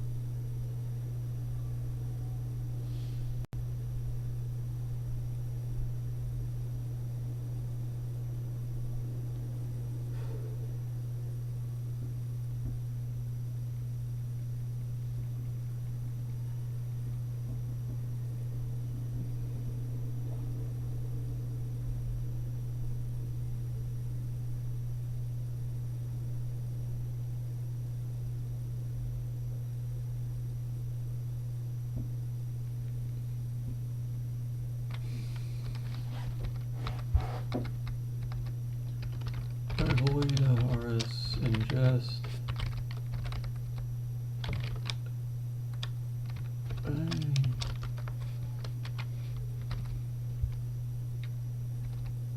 What are you taking? What are you taking? What are you taking? What are you taking? What are you taking? What are you taking? You're taking in from the microbots, right? Yes.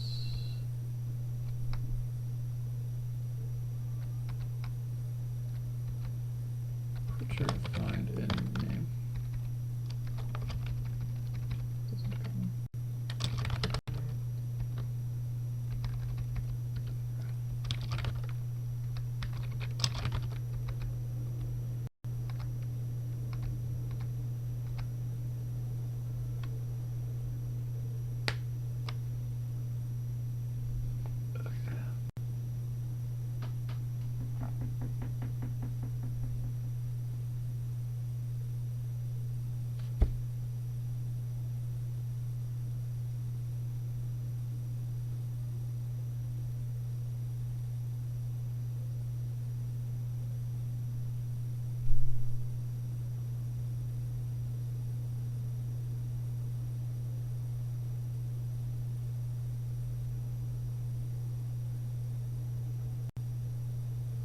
Okay.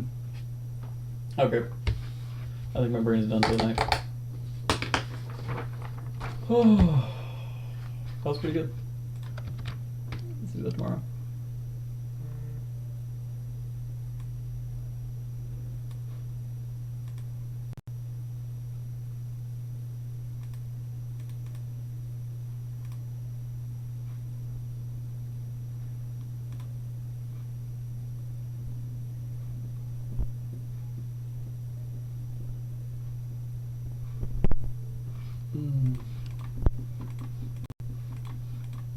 We should leave some to-dos.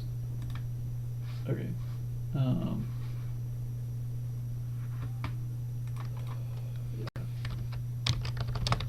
To-do finish ingest for stations on the rename stage.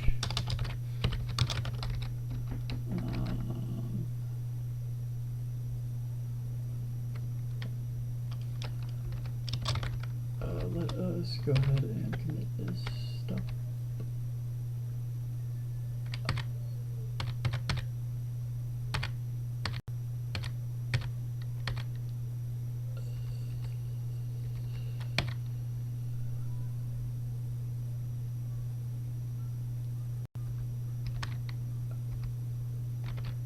Commit.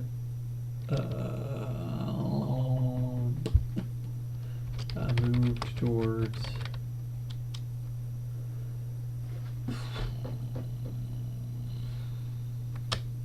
What did I even do?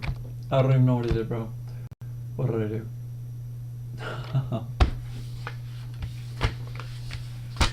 I separated the files. I separated the files out. I did do that.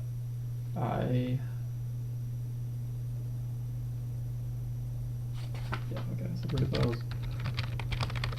Started CQ.